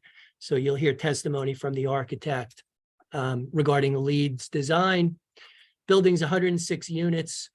There will be 53 off-site parking spaces provided, which is permitted by the redevelopment plan. And there's ground floor retail as part of the project. The redevelopment plan does, you will hear from our traffic expert and our engineer, allow for off-street parking if the parking garage being offered is within 1,000 linear feet of the project. We will show you an exhibit that will illustrate that we have 3 garages that meet that requirement. And having said that, I will tell you that my witnesses are Eric Balu from Insight Engineering, civil engineer, Bruce Stevie from MHS Architecture, Charles Height from Dresner, and Gary Dean, traffic and parking in this case. And having said that, if it please the board, I'll call my first witness, who's Eric Balu. Sure, go ahead, counsel. Hi, Eric. I'll swear in if you can raise your right hand. Do you swear any testimony you give tonight is going to be the truth, the whole truth, and nothing but the truth? I do. And for the record, can you please state your name? Eric Baloo, ERICBALLOU. Thank you. Mr. Baloo, good evening. Your license is current tonight? It is. It's in good standing. Okay, thank you. You're qualified. Excellent. So I think we'll go share screen. So, Mr. Balu, you're the civil engineer for the application tonight, correct? That is correct. Okay, and you've prepared a number of exhibits to present to the board in support of this application? I have. Just tell us real quick, how many exhibits do you have? I have 3 exhibits. All right. Council, can we mark, I think it's A2 through A4? Yes, let's mark them A2 through A4. Obviously, as they come up, you can Yep. tell us what it is. If there's a date on it, great. If not, we'll date it today's date. Obviously, after the hearing, it'll be submitted to planning. And we'll just keep a running tab with all of your witnesses so that I don't have to interrupt. All right, excellent. Okay, Eric.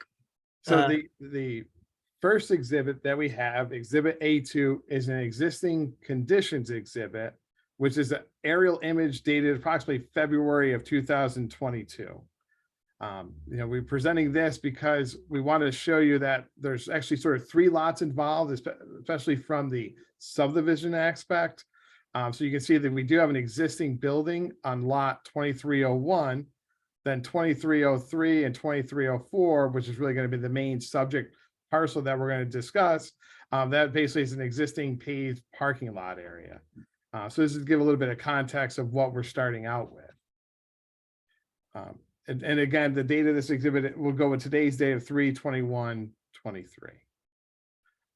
The first aspect we're going to talk about for the project is the minor subdivision.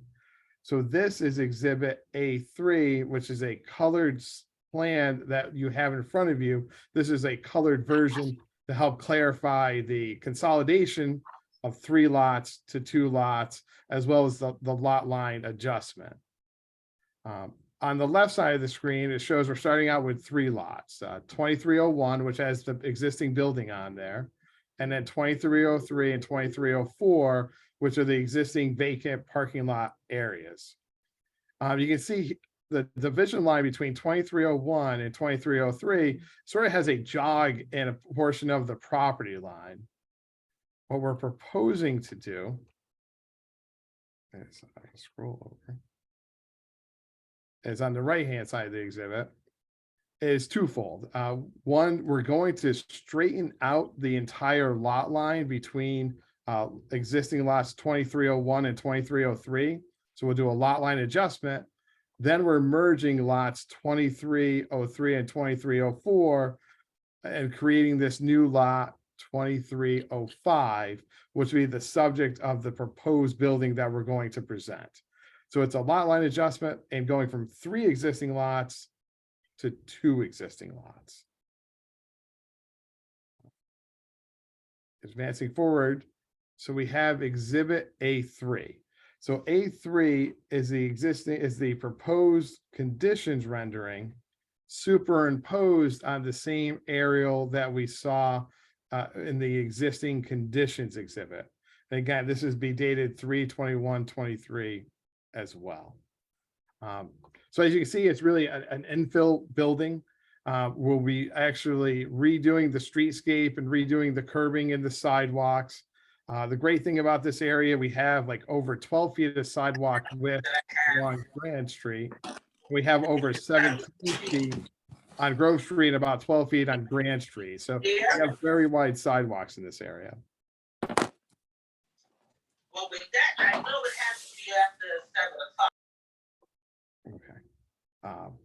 In regards to the overall project, so you can see we have the infill building. The elevations for this project, it range from like a low of approximately elevation 5 on the intersection of Grand and Grove up to elevation 9.5. So we do have some elevational changes, but we are within a flood zone. So the flood zone for this area is elevation 11. So the main residential portion of the building, the main lobbies and all the floors above it are 12 and higher. But we are maintaining the retail space along Grand Street as well as a transformer room along Grand Street. Those will actually be at the sidewalk elevation. So those will be constructed in appropriate architectural requirements that we addressed by the architect, but those will actually be below the flood hazard elevation. So we'll obtain a flood hazard permit from the state of New Jersey to get that approved. In regards to stormwater management, we're actually able to reduce impervious coverage of the development area. You can see the green area here, which was all impervious. We were able to reduce the impervious area by about 1,700 square feet. So that allowed us to be fully compliant with the runoff reduction requirements, the volume and things of that nature, as well as we're also replacing motor vehicle pavement with the parking lots with clean roof runoff that have water quality benefits. So stormwater management is really addressed through the increase of pervious area. And that also helped us towards our green area ratio. So we are compliant with green area ratio through a combination of the proposed street trees. I believe we have like 7 to 8 street trees combined with increased impervious area. And we even have a little bit of a green roof area to address the green roof area green area ratio. So we are compliant with that. Regards to the utility connections, it'll be JCWA, sewer and water, the same typical standards as always in Jersey City. And from an engineering perspective, that's all I had, Jim, for my direct, unless I left out something that you want to go through. No, Mr. Balu, that's fine. Unless concludes the testimony of Mr. Balu, unless the board members have questions. All right, thank you, sir. I have no questions at this point. Anybody else? Nope. My next witness is Mr. Bruce Stevie, the project architect. Hi, Bruce, I'll swear you in. Sure. You swear any testimony you give tonight is going to be the truth, the whole truth, and nothing but the truth? I do. And for the record, could you please state and spell your name? Sure. My name is Bruce, B-R-U-C-E, Stevie, S-T-I-E-V-E. Thank you. Mr. Stevie, good evening. Your license as an architect is current tonight and in good standing? Yes, sir, it is. Okay, thank you. You're qualified. Thank you. Mr. Stevie, would you walk us through the building's architecture? You have Sure. you have a PowerPoint presentation prepared? I do. How many sheets is it, Mr. Stevie? It is, 1 second. It is approximately 25 sheets. Let me Okay. just get it up here, share screen. Share. And can you see the screen? Yes. We And can, all, yes. all these sheets were prepared by you for this presentation? That's correct. Okay, and just generally, what do the sheets consist of? The architectural plans? Yes, I have colorized versions of the architectural plans. I have some location maps and I have some building renderings. Okay, council, I think maybe it would be best if we mark this all 25 pages when we get through it as A5 for identification. I concur, counsel. Thank you. All right, Mr. Stevie. Okay, so the first slide is the title sheet. It's just, again, identifying the project as 251, 257 Grand Street. The next slide is an aerial view looking down at the existing conditions of Liberty Harbor North. As was mentioned earlier, the project is bound by Grand Street and Grove Street. It's located in this corner here. It is one of the last remaining development sites in Liberty Harbor North Phase 1, the other being a block that's immediately to the east of the project. Next slide is a aerial view looking down at the site. So again, this is looking towards the north. There's a current project, 101 Grove Street, that's currently under construction to the south of the site. But you'll see that the project site is located at the corner of Grand and Grove. It's approximately 2 blocks from City Hall and within walking distance of the Grove Street Path Station. This is an aerial view looking south, so it puts the project in context with some of the development that's happened in this neighborhood. You can see starting at the left side of the screen, Gulls Cove, the Vantage buildings, recently 235 Grand, which was completed, One Grove, which is rising behind the rendered image of the proposed project, 251, 257 Grand. And then to the west, we have 88 Regent and 333 Grand Street that are kind of bookending this project. This is a concept rendering, a rendered view standing in the center of Grove Street looking south towards the project. So we're standing right in front of City Hall. And again, this kind of puts the project in its place. Then we have our cover sheet. As was mentioned earlier, the project is 106 units. It generates a parking requirement of 53 parking spaces, and these will be located within existing parking garages within 1,000 linear feet of the project. As was mentioned in Mr. Blue's testimony, the project is on the corner of Grand and Grove. Retail frontage is the primary use along Grand Street, and it turns the corner onto Grove. And then the residential lobby is at the southern portion, which is the highest portion of in elevation on Grove Street. And this was done to help facilitate access into the lobby and keeping the lobby above the flood elevation. So lobby is at elevation 12, and the retail is at elevation 6. All of the retail and the uses along Grand and coming up Grove will require flood protection gates. Those will be provided as part of the construction drawing package. But this change in elevation also lends to our first deviation that we're requesting, which is the floor-to-floor height of the ground floor. There's a 6-foot difference between elevation 6 at the intersection of Grand and the elevation 12 of the lobby on Grove Street. So that height variation leads or contributes to the deviation that we're requesting for ground floor height. And Bruce, Mr. Stevie, the permitted ground floor height is 20 feet and we're requesting 27.5, correct? That's correct. And so again, that 6-foot difference in elevation between the retail ground floor and the lobby elevation is approximately that 7.5 dimension that we're talking about. Thank you. So also on the ground floor, we have our residential lobby and we have a fitness room for the building, as well as building services, package rooms and mail rooms. As was mentioned, there's a small retail mezzanine component. There's a small mezzanine component for the retail. There's a small mezzanine component for mechanical spaces and just a small mezzanine component for the amenity that looks down into the amenity on the ground floor.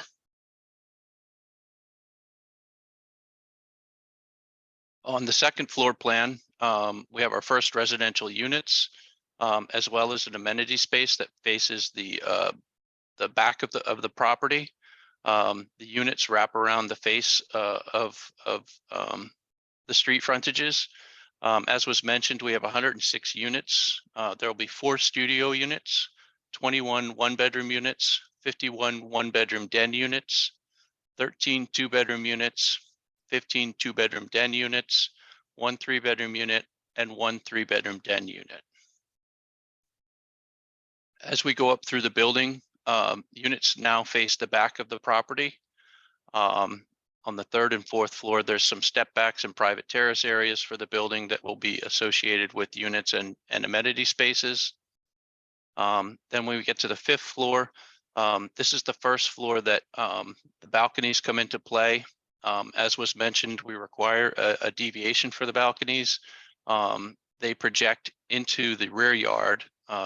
There are no balconies facing the street frontages or public ways. They're all facing the back portion of the property. Balconies in the redevelopment plan are permitted to project 2 feet from the building face. We're proposing 6-foot from the building face. And again, only in 2 locations in the rear yard of the project. This is a construction photo that was taken of the neighboring property, which is under construction. They also have similar balconies to what were described under construction right now. So they also have 6-foot deep balconies facing the rear of their building as well. Coming up through the typical 6 through 12 floor plans, you can see the general configuration of the residential units. And 2-bedroom and 3-bedroom units are located in the corner of the project, and then 1-bedroom units are in the other locations. As was mentioned, in the redevelopment plan, the building would be permitted to be built to 8 stories plus an attic. However, we are proposing that this building is being designed to be LEED certified, which would permit it to go to 12 stories plus an attic. The requirements for the attic are that it's stepped back 10 feet minimum from frontage lines. So this diagram shows that there's a 10-foot setback on the frontage lines of the project, and then the attic story is created above. As part of the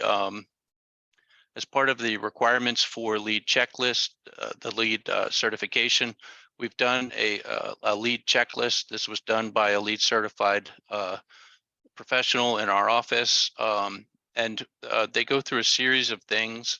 Some of the green features of the building include site selection, the site selection being close to mass transit, light roof colors, no heat island effect, green roof, stormwater reduction, water efficient use fixtures, reduced energy use and energy efficient appliances, energy efficient building envelope and glazings, and it'll be a non-smoking building. So all of those, and we can provide this LEED checklist that we've done, but all of those LEEDs checklist items contribute to 51 LEED points. Certified LEED building is anywhere from 40 to 49 points. This may fluctuate slightly as we do construction drawings and construction documents. It can go up or down a point or two, but we are very confident that the building will achieve LEED certification. The next floor is the amenity floor. That is above the attic floor. On this floor, there is a small amenity space for residents, as well as an outdoor pool deck area. And as was mentioned by Mr. Baloo earlier, there is a green roof feature at the upper portion of the building. This helps contribute to some of the LEED points that we're seeking, but also helps reduce water runoff from the roof, provide some storage for water runoff, as well as health benefits for residents in the building. This is all compliant with the requirements of the redevelopment plan and with regard to roof coverage calculations. This is a rendering of the project from the corner of Grand and Grove. This is a sort of, I'll call it a gateway corner to the entrance to Liberty Harbor North. Liberty Harbor North was very careful in crafting a specific architectural scale and language along Grand Street. And this building contributes to that and continues to expand on that idea by using I'll call it a grand scaled building at the base, and then a lighter glass building above. The base of the building is designed to reflect historical buildings of importance that were typically placed on the corners. It uses materials that reflect that as well. The base is contemplated to be a stone similar to limestone up to the entablature level, and then above that, from that cornice above, will be a GFRC, which is a simulated stone, and it's just a little bit more lightweight, so it's appropriate for this type of building. Looks exactly like the stone that we'll be using at the base of the building. The windows at the base of the building will be a bronze tone, and we looked at buildings like this building. This is the Hudson Trust Company Bank. And again, it has a very grand scale. It's got a chamfered corner similar to what we're proposing for the building at this at the intersection of Grove and Grand. So again, here you can see there's a stone base at the bottom, then it goes to a limestone material above, and then the lighter weight stone material at the top of the building. You can see again the bronze toned canopies, detailed panels between the windows and light fixtures. All of those create a very pedestrian scale at the base of the building. And then again, the curtain wall, the glass curtain wall, which reflects more of the modern building designs that are happening in this neighborhood. So you've got you know, a very nice contextual base that ties in with the neighboring Liberty Harbor North designs. This is just again the east elevation. Yes, the east elevation. This shows the corner retail. It also shows the grade change going up along Grove Street and the lobby entrance, where there'll be another canopy over the front doors, and some signage for the building. This is the south elevation. This elevation is looking into the courtyard space, or the space behind the building, the rear yard of the building. It shows the projecting balconies.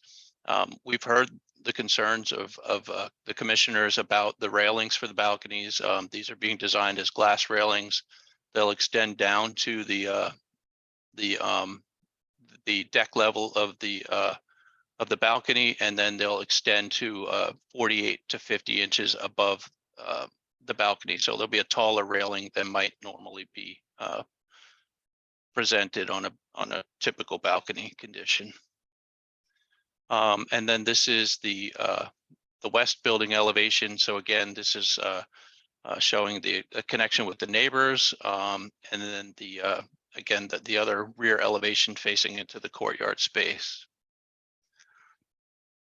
This is a building section and some context photos, but this building section shows again the elevation change from street level along Grand Street up to the lobby level off of Grove Street and above flood elevation. And you can see that in order to get the lobby to be, I'll call it market sized ceiling heights in the amenity space, that grade change results in the variance that we're asking for the ground floor ceiling height.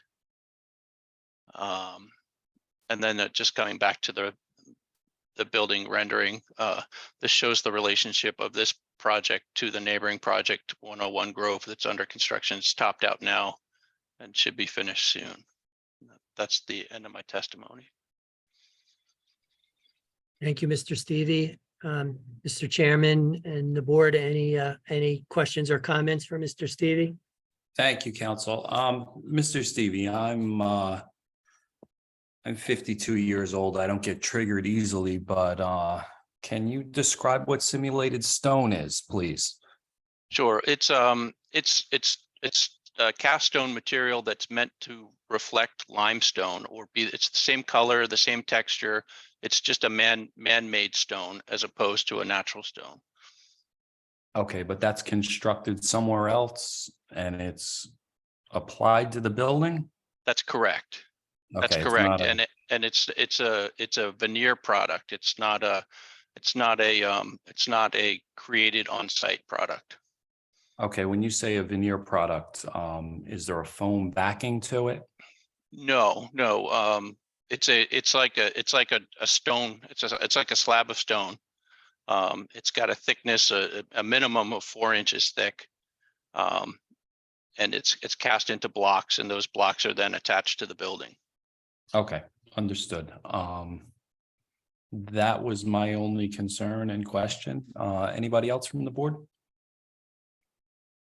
Yeah, I have just two quick questions. One is a comment, basically. Since I am the one that keeps bringing up these balconies, and you have the balconies at the back of the building. And I saw there is a setback on those balconies to the back, right? That's correct. flush with the building, right? That's correct. Thank you for doing that. That's my comment. My next question is on the glass floors going up of the building with the modern look. Are the curtains for these windows inside the units, are they gonna be all uniform? Everybody's gonna have the same type of curtain going in? Yes, sir. Uh, Yes, sir. We would specify roller shades for all of the interior units, and those will be installed against the glass.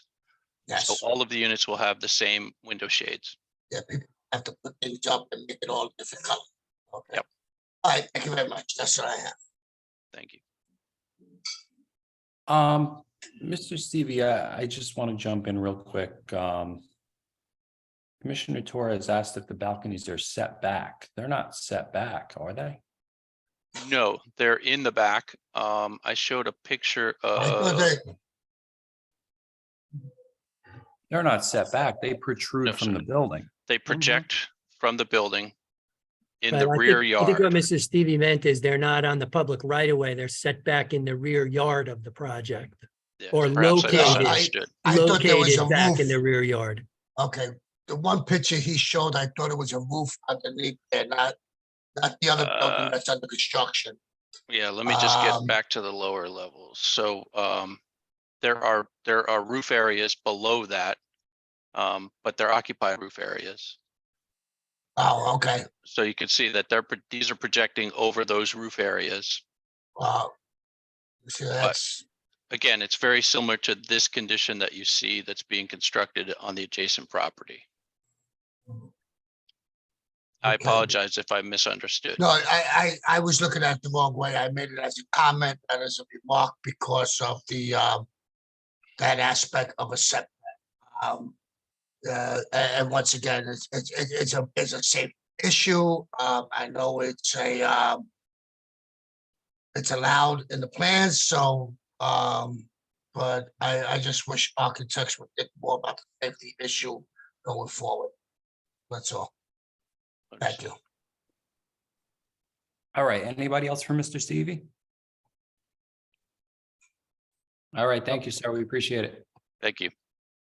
Chairman, if I may, council, can you just clarify the subdivision and the building? Because we're subdividing, but it looks like the building's going to be on the corner lot.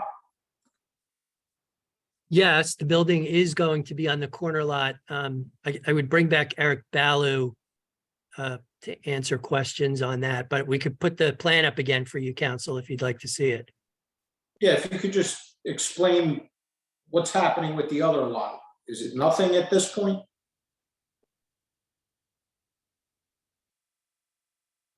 Mr. Balu, can Yeah, you? yeah, I'm, of course, it's always difficult. Let's see here.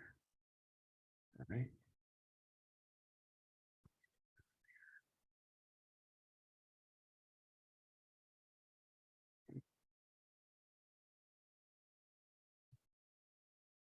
Okay, so the yellow lot is the lot where the new building will be located, and the blue lot is where the existing building will remain.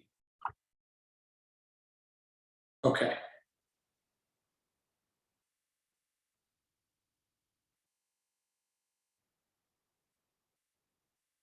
Does that clarify for you, council? That does. Thank you, council. Okay. Okay, go ahead, Mr. McCann. Yes, my next witness is Mr. Gary Dean. He is going to explain the parking plan for the project to the board. Gary? Hi, Gary. How you doing? Good to see you. Good to see you. Do you swear any testimony you get tonight? It's going to be the truth, the whole truth, and nothing but the truth? Yes, I do. And for the record, can you spell your name, please? Gary Dean, D-E-A-N. Thank you. Mr. Dean, good evening. We've qualified you in the past. Your license is current tonight? Yes, it is, Mr. Chairman. Okay, thank you, sir. You're qualified. Thank you. Mr. Dean, do you have a couple of exhibits that you'd like to show the board? I do. I'm not sure I am allowed to present just yet. You should be allowed. Thank you.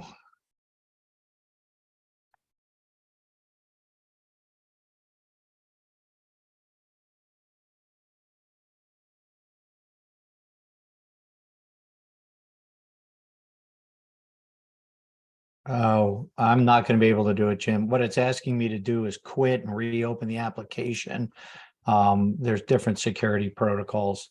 Hopefully, one of the other experts has that exhibit. It's not letting me share. My apologies.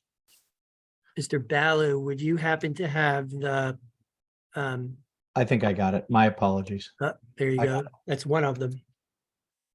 It's both pages. Well, there was another, there was another chart that, another exhibit that showed exactly where the garage. Understood. garage is Eric has located. that exhibit, if you wouldn't mind, Eric.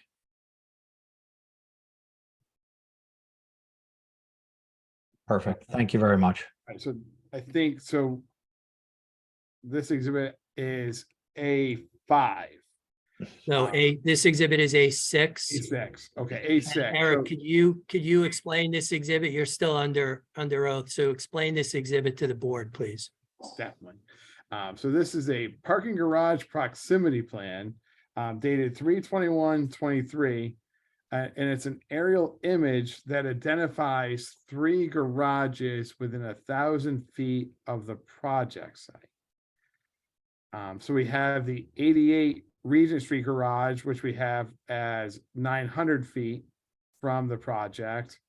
And then we have 30 Regent Street parking garage within 600 feet. And then we have 10 Regent Street parking garage within 200 feet of the project site. Okay, and that's relevant, Mr. Balu, because the requirement in the redevelopment plan is what? Is to be within 1,000 feet of the development site. So that's why we've also created this perimeter circle to show that the garages are within that radius. I believe the requirement is 1,000 linear feet, is it not? It is. Okay. Okay, and so the proposal for this application is that the parking will be located in these 3 buildings, parking for the project to be located in these 3 buildings, correct, Mr. Balu? That's my understanding. Okay. All right. No further questions for Mr. Balu on this exhibit unless the board has questions. I do, counsel. First, I want to put on the record, I don't think it's been put out there. These buildings are owned by the applicant, correct? They are, they're owned by the, well, they're owned by the applicant or an affiliate of the applicant. Understood. But the applicant has control over these projects and the ability to use them for parking for the project that's before the board tonight. Yes. So my question, counsel, is what if down the road, some of these properties were sold off? Are those parking spots set aside for this project? Are they deeded somehow to this project? Well, I presume the resolution that the board adopts for the project is going to say the parking requirement is satisfied by these 3 buildings. Once that resolution is adopted, that becomes a requirement for the zoning for this project. So there is no plan to deed the parking spaces to this project. But my belief was that once it's in the resolution, that ties these parking garages to this project.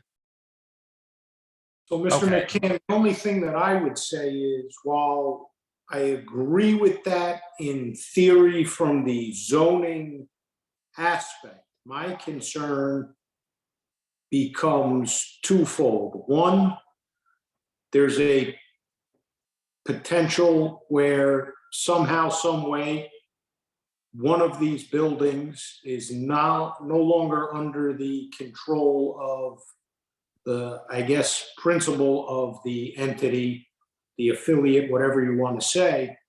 And now there's a dispute between the private owners respectively as to who has what, when, where, why.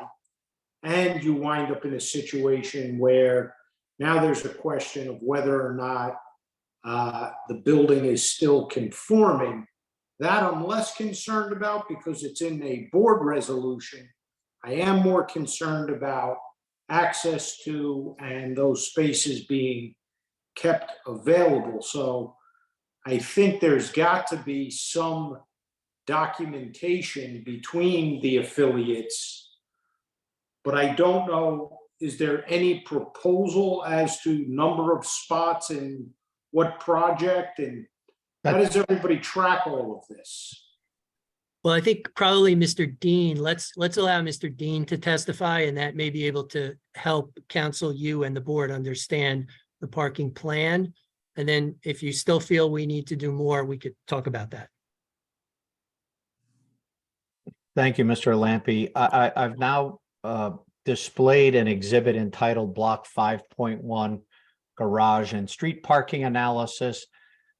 This presents a summary of. Which for purposes of the record, For purposes of the record, this was submitted and it was in the application. It was on the portal. Yes, yes, that's correct, counsel. Yeah. And Gary, this chart was prepared by you in conjunction with the applicant, correct? That is correct. Okay. And I think this would be A7, counsel. Very good, counsel. We can mark it as A7. thank you. There is some, I'll say, history with this owner and applicant and affiliated entities related to prior approvals granted by this board.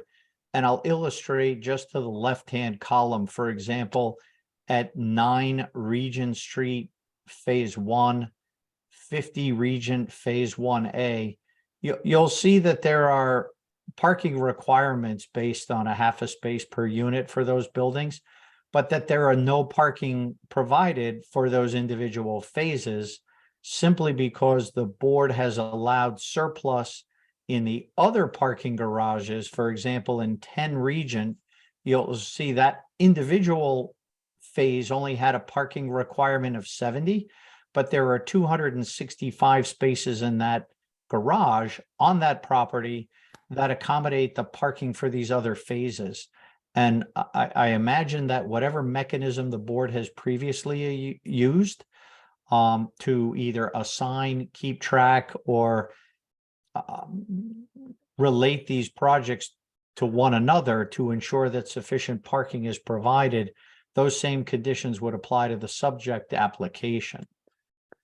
And very quickly, I'll do my best to walk the commissioners through what's been presented, but you will see essentially the master plan for Liberty Harbor North, the total number of units that have been constructed at 1,443 with a parking requirement, and I'm moving my cursor, I don't know if you can see it, but hopefully you can, of 721.5 spaces. There are actually 838 physical parking spaces available in those 3 garage structures. And in addition, there are also a number of on-street parking spaces that have been inventoried for a total of 107. So you'll see to the second to the last column, 945 total parking spaces available. And for this particular application, as we scroll down with 106 units proposed, we have a requirement of 53 spaces. We are proposing to accommodate not only the parking for this application, but you will hear in future months and hearings, there's also an acknowledgement of Block 5.5 and its parking. And I'm now flipping to the bottom portion of this exhibit where the total build out of Liberty Harbor North existing in future is 1,849 units. That carries a parking requirement of 925. And the total parking with on-street in the garages is 945. So we actually have a surplus of 20 that will accommodate not only the subject application, but the future phase by the applicant. And I know that was a very quick overview. If there are specific questions, I'd be happy to address those. But essentially, and again, you'll see these 4 empty blocks for the prior approvals. Brownstones, phase 1, 9 Regent, 50 Regent, 333 Grand. None of those approvals that have a requirement of 260, roughly 270 parking spaces, those are being accommodated within the adjacent garages. So I hope that, again, whatever conditions of approval were granted for those, recognizing the shared nature of the applicant and the continuity of ownership, that would carry through for the subject application. Thank you, Mr. Dean. I completely understand the shared parking concept. It's used in other areas of the city. I do take issue with the street spaces included in those numbers. I don't think it affects any approval tonight, but going forward, this certainly isn't a gated community. Those street spaces are open to the public. They shouldn't be counted in the building's requirements. So, going forward, I don't know when these are coming up. Hopefully I'll be on the board for it, but I'll take issue with those public spaces being counted as part of the building's requirements. The only response I'd offer to that, Mr. Chairman, is that those streets continue to be private, and they are posted as no parking except for tenants of the individual buildings. So while they are on street, the streets themselves are not public streets, and there are regulations in place limiting the use of those to the building owners, or tenants, should I say. And they're permitted? There's a permit that residents are given? I'll have to defer to Mr. McCann for that. I don't know the mechanism by which those are, I'll say, enforced or regulated. I know that there are signs posted, conspicuous with exceptions and the time limitations, et cetera, but they are currently restricted because the streets are still private. Okay, understood. And council, again, I don't think it affects anything tonight, but hopefully we are still alive and well for this discussion to happen at a later date. Well, I believe the 5.5 application that Mr. Dean alluded to is an application that's pending before the planning division. So I think we probably will see it in this coming year. Hopefully everybody will still be on the board then. The other thing I think, and it may not be relevant for this application, but I believe the redevelopment plan provides, because the developer is in Liberty Harbor North, no matter who they are building the streets. I believe the redevelopment plan allows the developer to include street spaces in its parking count because of the fact that the streets are new. I will check that for the next application for you, Mr. Chairman, and the board to be certain about that. But I believe that's why they're on our chart. We're going to have to change that quick, council. But yeah, we'll continue that discussion at a I think later. all the projects in Liberty Harbor North that build streets have that allowance. All right, I learned something tonight. Never too old to learn something. So Chairman, just to finish the thought, I don't take issue with the calculation. It seems clear to me that obviously the parking is being provided elsewhere within the 1,000-foot distance. It also seems clear to me that there's no allocation. 10 spaces are over at 88 and 5 spaces are over at wherever, whatever. My bigger concern generally is just the practice of it only being controlled by a resolution and the litigation issues in the future, which may very well be a private situation that has nothing to do with this body, but I think best practice would be to have something both in writing and in the chain of title that says, yeah, these spaces are at this building and these residents of a off-site building are allowed to use them. And I just think that would seem to be a good idea, but I digress. And with that, Chair, I'm finished. All right, thank you, Council. Yeah, those are my questions. Anybody else for Mr. Dean?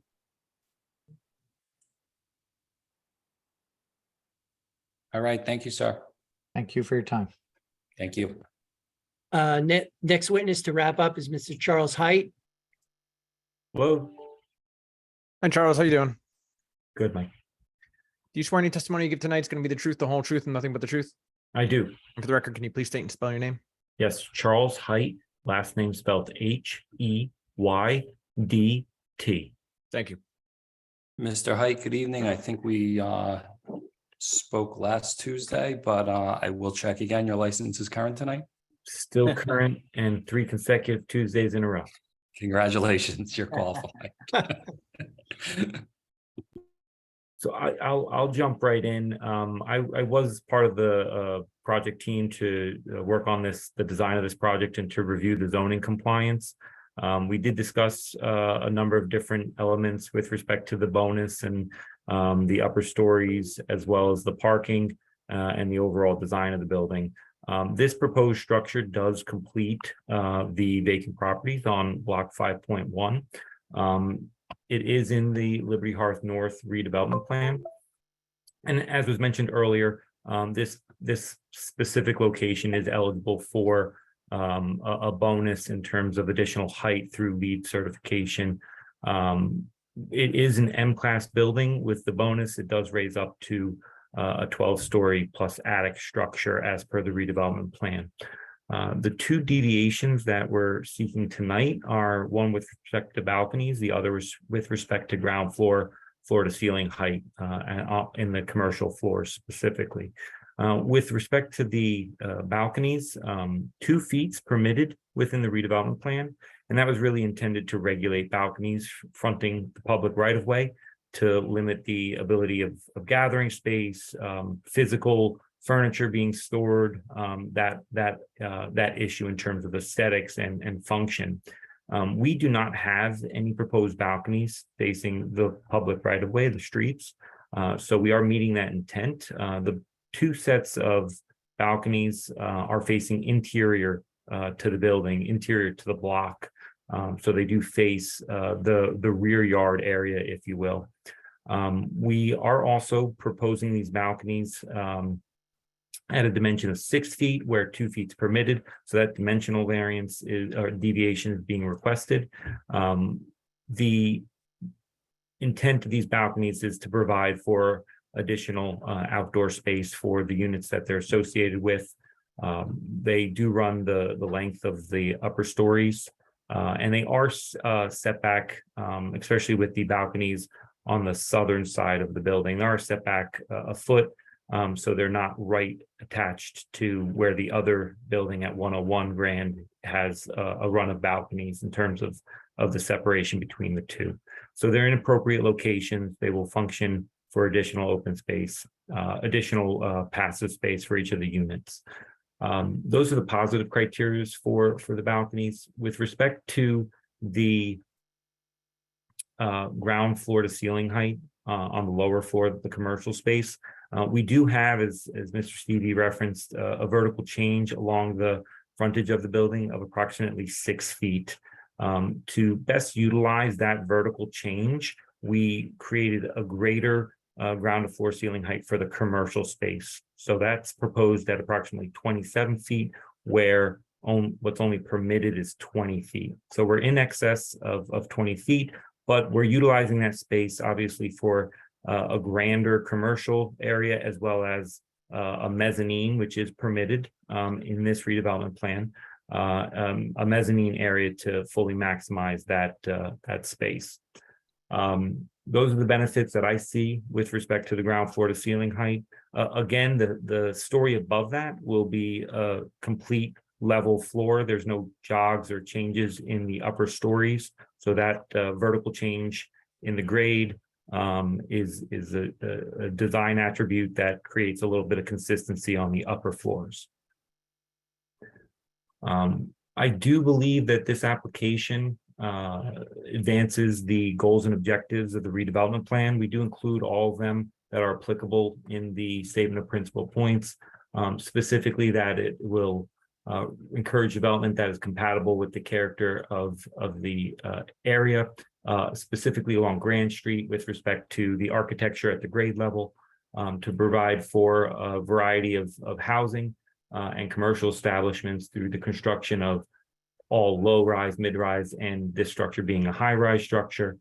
And I won't go through all of these, but the building as a whole does implement all the goals and objectives, but for the deviations needed, promote the redevelopment plan.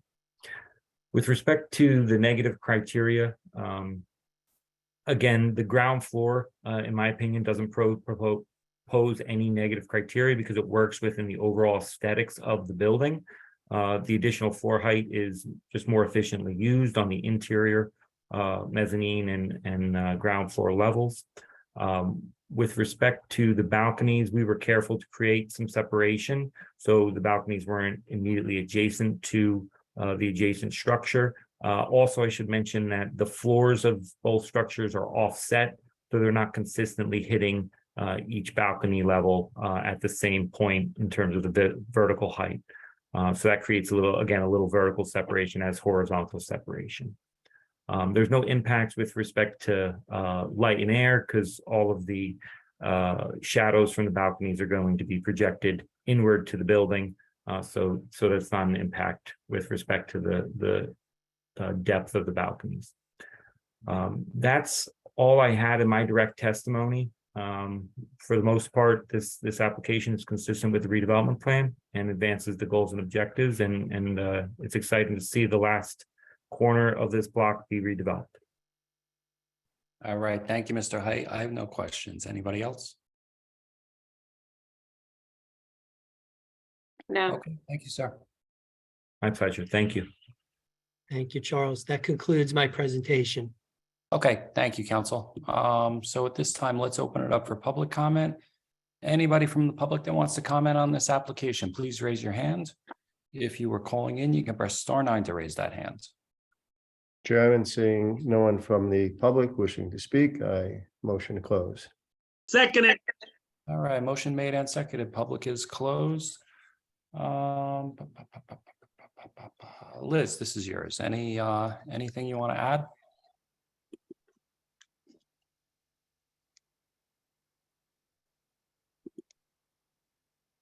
We can't hear you, Liz. Do we have Liz? She's talking, but no.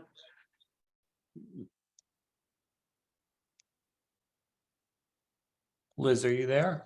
Yeah, I think, one moment. Yeah, You guys took her breath away. we're having a rough night here. It's the Lampy syndrome striking again. Okay, how's that? We got you.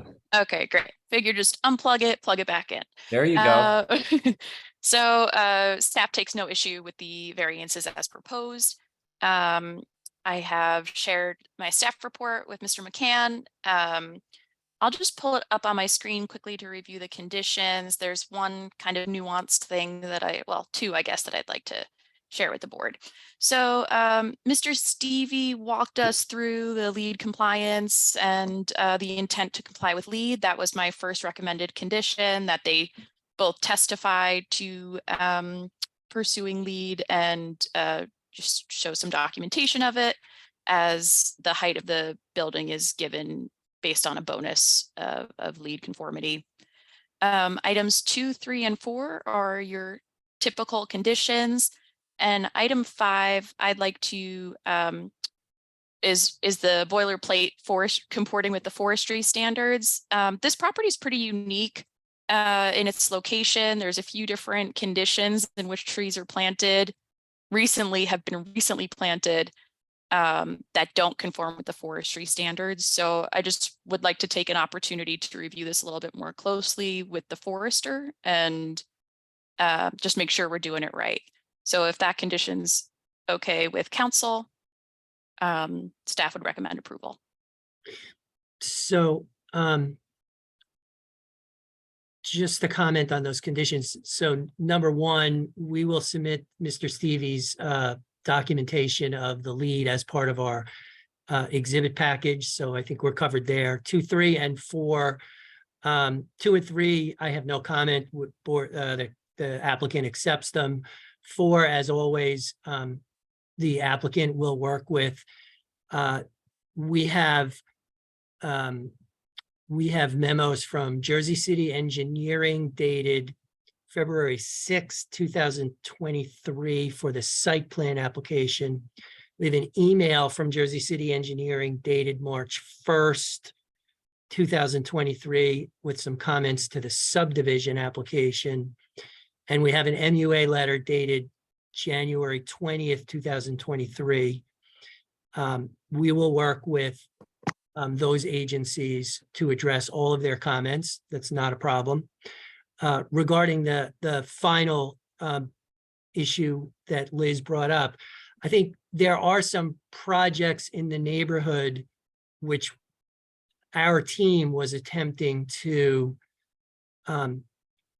make our project consistent with in terms of landscaping, street trees, and tree pits.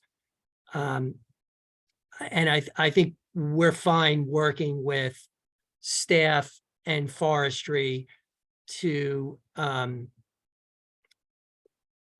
address Liz's concerns regarding some of those issues. But just for context, the reason our plans are prepared the way that they are with certain landscaping tree grates is because it was an attempt to comply with or comport with some of the existing projects in the neighborhood. Okay, great. So we'll be able to work together. Thank you. And then just to circle back to some of the parking concerns, we were thinking of maybe a condition to condition the approval that the reso be recorded along with the deeds for the other properties where the parking is proposed, just to solidify ownership there. Does that make sense? Or Santo, do you have anything to add to that? I have nothing to add. It makes sense to me. Council? So part of the intent of the redevelopment plan is to truly have shared parking garages throughout the neighborhood. I think deeding, putting anything in a deed is really not necessary. I don't know that it's been required in any of the other redevelopment plans where I'm aware that we've had shared parking. I know in Newport there's shared parking garages all over, and there's never been a requirement that it be attached to a deed. I would be happy to provide the board as a condition of approval with a parking agreement between the 3 entities and the developer of this project, indicating that they will make sure there's parking spaces available to service and comply with the zoning requirements for this project. I'm happy to do that. Would that be a Hopefully recorded that would document? satisfy the board. Council, would you record that document? I wouldn't, no, I wouldn't put it in the title. But I would put it in the planning board file, and we could attach it to a resolution if you would like, or reference the parking agreements in a resolution if you would like. So you bring up Newport. I just want to state for context, though, that those resolutions on those properties state where their parking obligations are, unlike this instance that we're talking about. So are you going to come back and amend those resolutions and those approvals? Or I think that what we suggested is actually the proper way to handle this. Yeah, so council, my concern is more for your client than for the board. We can track parking spaces from a zoning requirement standpoint, but I see nothing but problems when we have a shared parking situation that isn't contained in the title. It seems unnecessarily risky, and I don't even appreciate why there would be resistance to such a concept. It behooves me. Well, so if Mr. Ward's concern is we should pick a garage and have an agreement where all 53 spaces are in a particular garage, I could probably certainly accommodate that and resolve that issue rather than have, if Mr. Ward's concern is that it's scattershot and there's 3 garages where anybody could park, that I could solve. Is that the concern, Matt? My concern is Santo's concern that it should be recorded somewhere. So if it's an agreement that gets recorded, or if it's this resolution, the outcome of this board action and resolution recorded with the deeds of those other properties, that's the proper way to handle it. Would another solution be to submit a report to the board annually or biannually to let them know where the parking requirements are how the parking requirements for each project are being satisfied?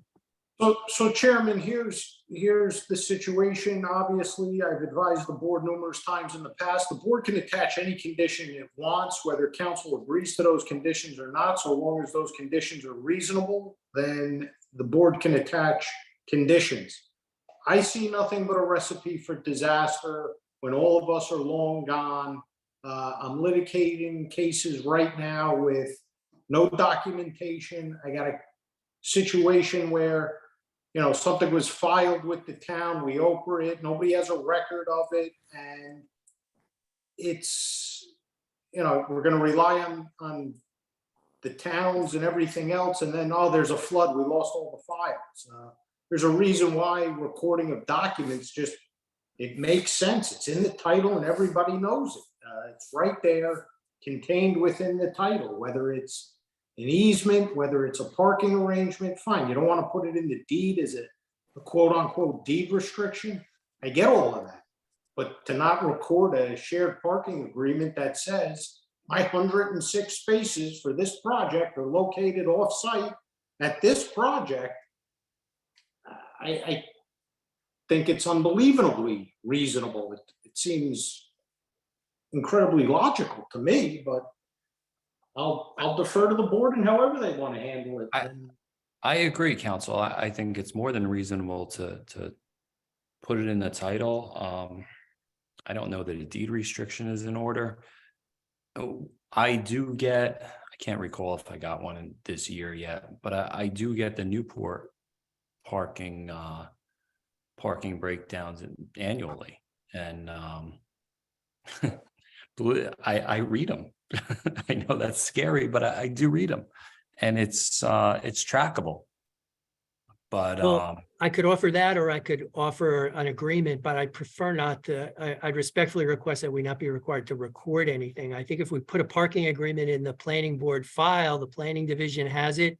They have it in their file. It's there forever. It's part of the resolution. It's part of the approval. I think that satisfies the tracking requirement for sure.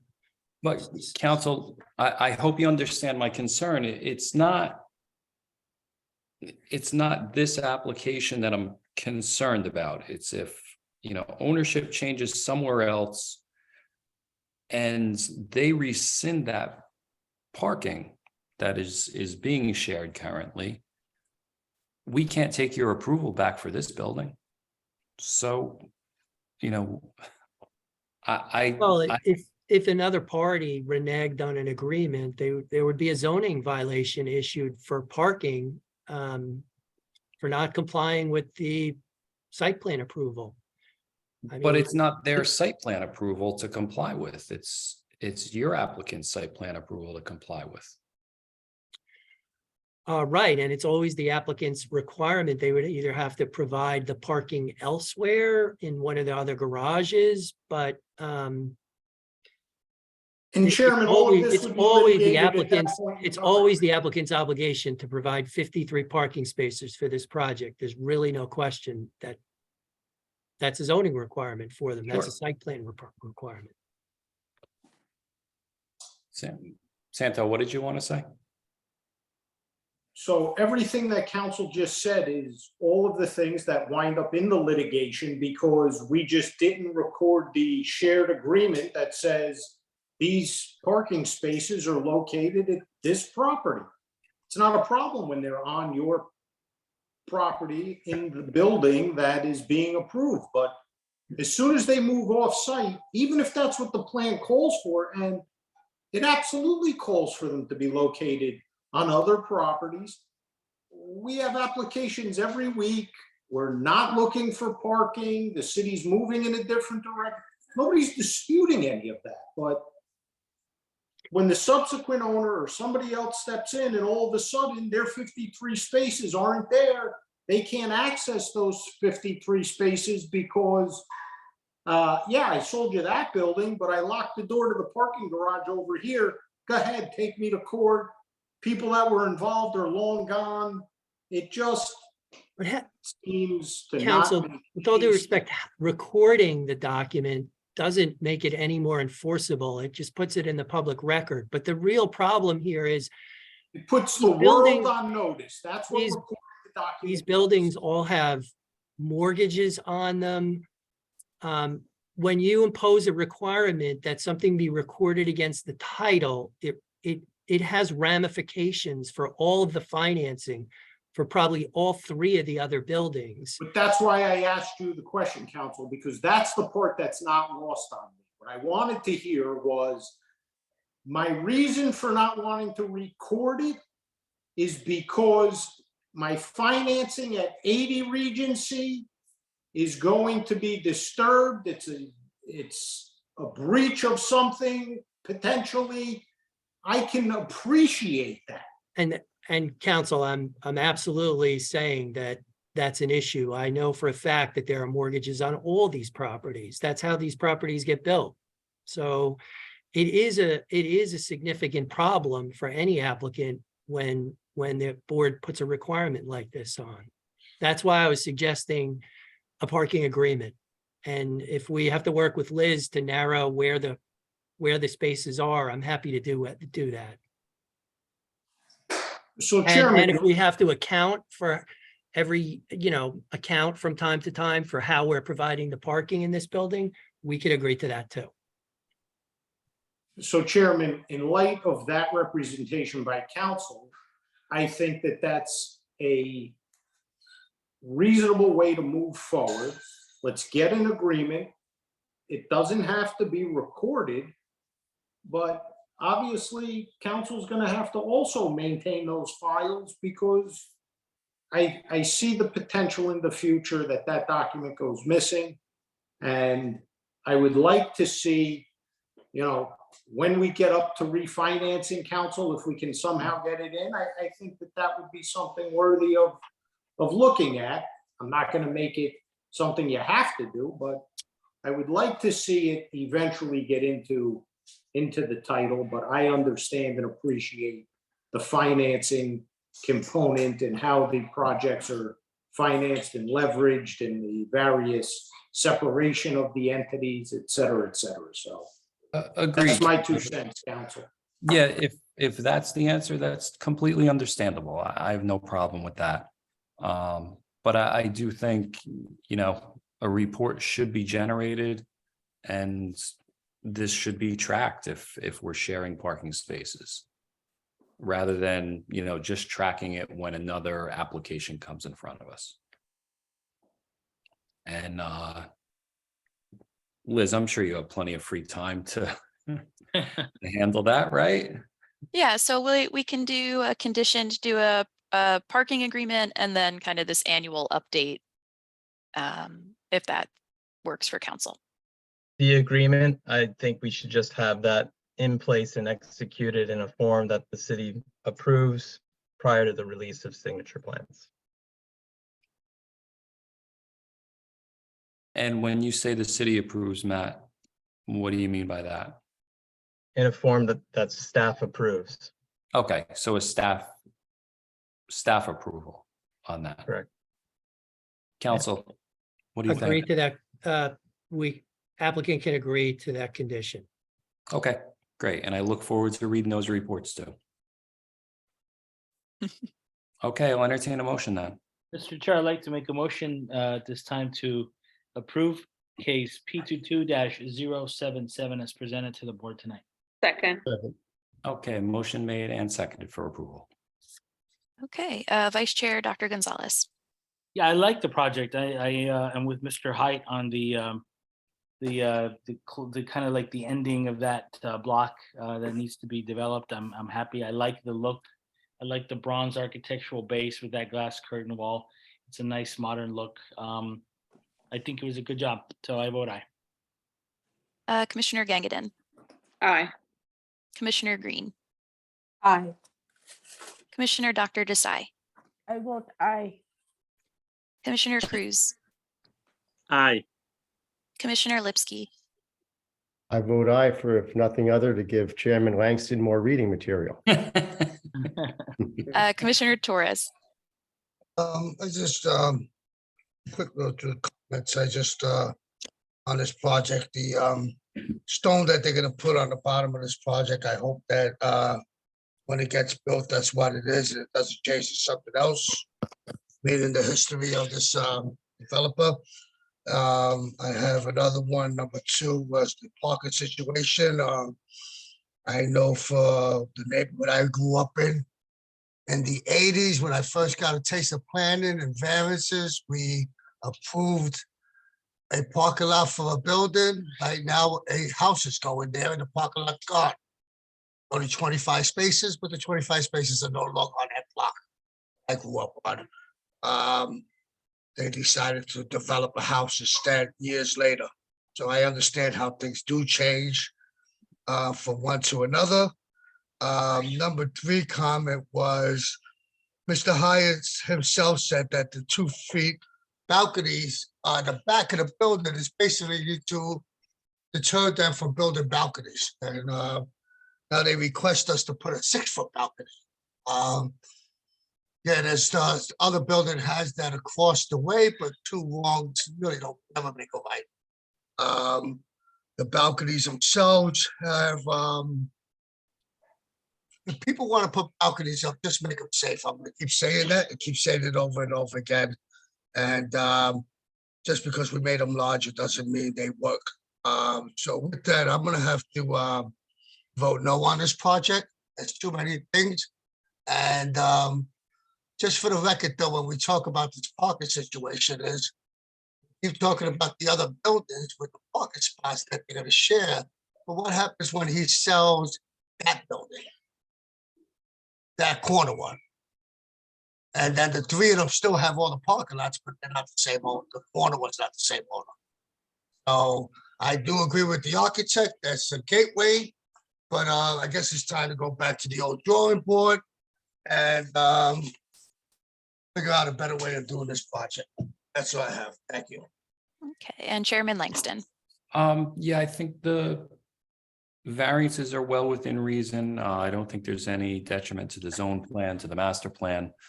I appreciate the discussion on the parking. Maybe me and Commissioner Lipsky can read those reports together someday. They're fascinating. But yeah, I think overall it's a good project. I think it fits in with the neighborhood. I'm happy to see that corner get developed, so I'm going to vote aye. Okay, motion carries 7 in favor, 1 against with conditions. Okay, thank you, everybody. Thanks. Commissioners, thank you very much for your time. Staff, Thank you. do Councilman, appreciate it. All right, so let's move on to item 13 is case P22-069. This is a preliminary and final major site plan with C variances for 227 to 301 West Side Avenue and 19 to 23 Fisk Street. Yes, good evening. Before I start in this application, if I could take care of 2 other matters that I have listed on the agenda to carry. Sure, go ahead, Council. Item number 19, case number P22-148, 626 Summit Avenue. If we could get that carried to the April 4th meeting with preservation of notices. Okay, Matt, how does April 4th look right now? We're getting better. We're getting better. Okay, so let's carry item 19, case P22-148 to a date certain April 4th with the preservation of notice.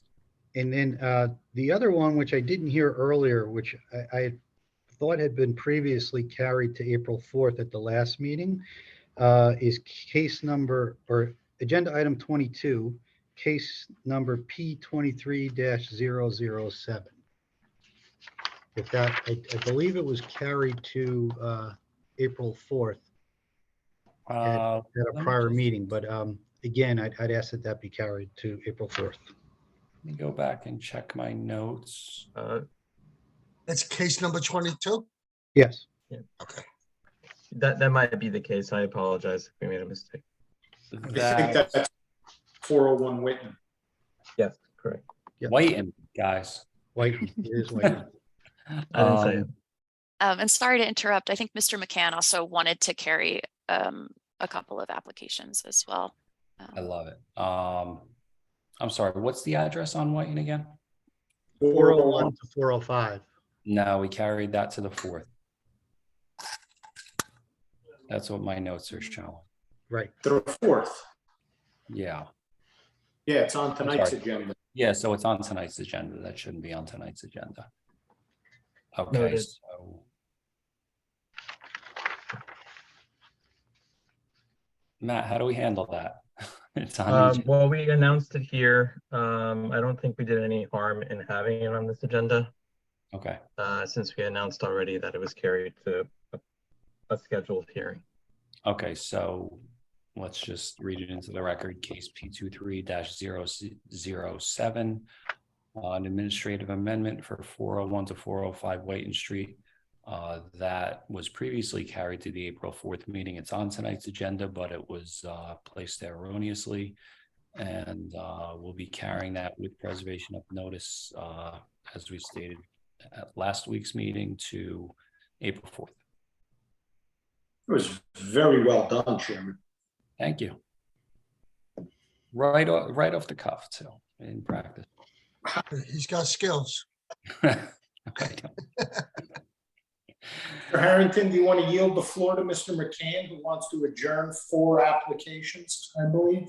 Absolutely. Thank you, Chuck.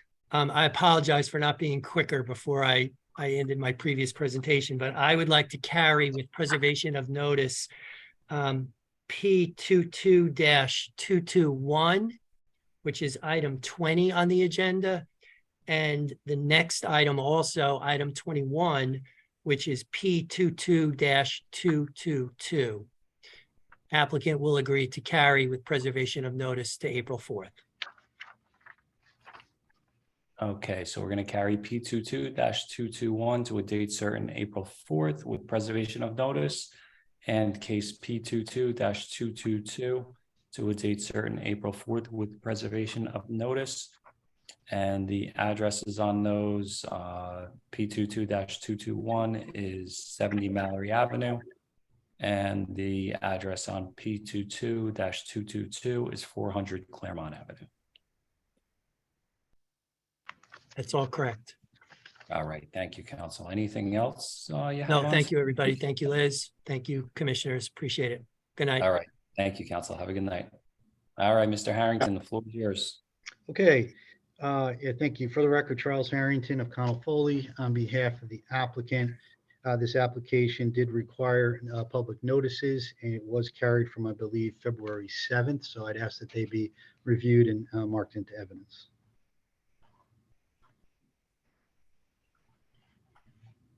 So just bear with me, council. This is 227 West Side Avenue.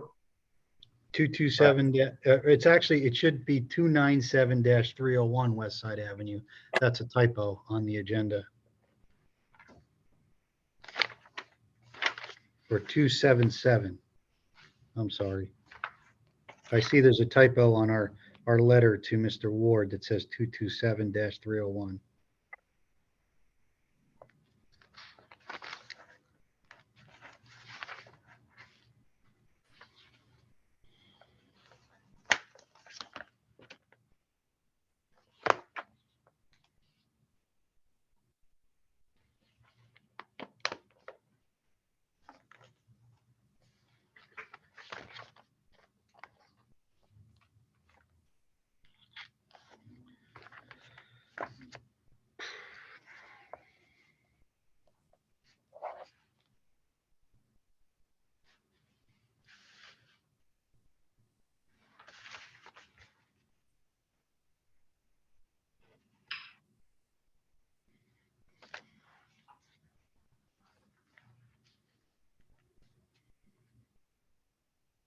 So this is 277, Correct. 301 West Side.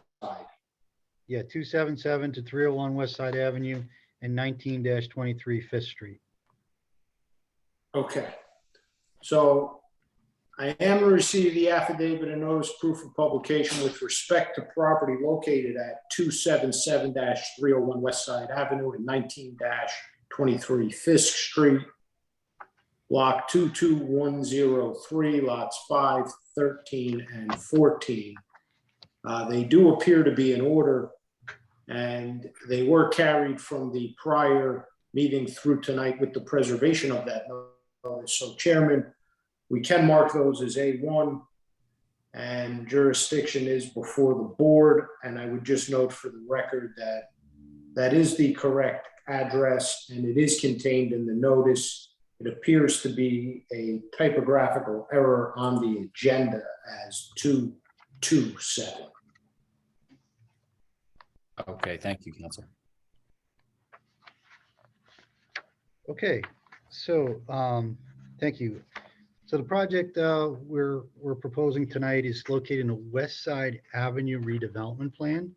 It's located within the loft and residential district. So it's a little unique in that it's identified within the loft zone, but it is permitted to use the residential district uses and standards. If you demolish, if some of the buildings are not structurally sound and you demolish them. So we have been working on this for almost 2 years, if not more, with the planning and the historic preservation department as to what could stay and what can go. As part of this, it's located on the corner of West Side Avenue and Fifth Street. There's an older building you'll see during the presentation, which is really it's got a lot of character, to say the least. That is going to be saved and restored as part of this project. And then the proposal is to build up behind that. The project is proposing 200 residential units. And I note that it may be the first project, I'm not sure, that is proposing to use the Affordable Housing Overlay Ordinance that was adopted, I believe, back in October of 2022 by the City Council.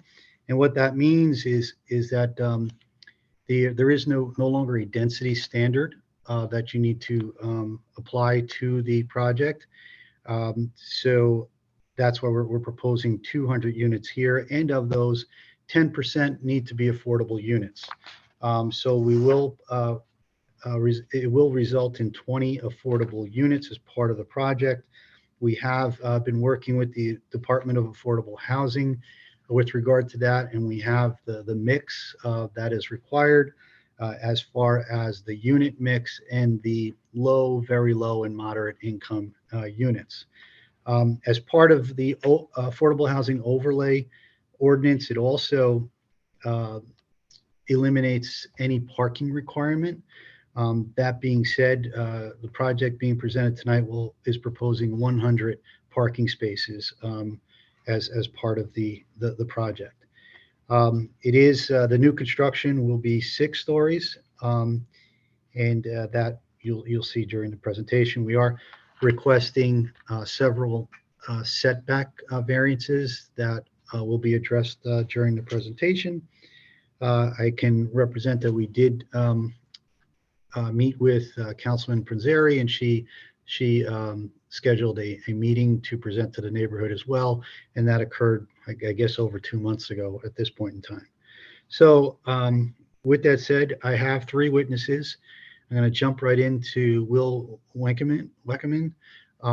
He is our, I'm sorry, I'm not going to jump into, I'm going to have Brian. Brian is going to come up first, our engineer, and get you familiar with the site. Hi, Brian. I'll just swear you in if you can raise your right hand. Sure. Do you swear any testimony you give tonight is going to be the truth, the whole truth, and nothing but the truth? I do. And for the record, can you state and spell your name, please? Sure. Brian Liebeskin, last name Liebeskin. Thank you. Mr. Liebenskins, good evening. I believe we've qualified you in the past. Good evening. I have not testified before the board. Long time listener, first time presenter. I'm sorry to hear that, but you could just go through your background for us.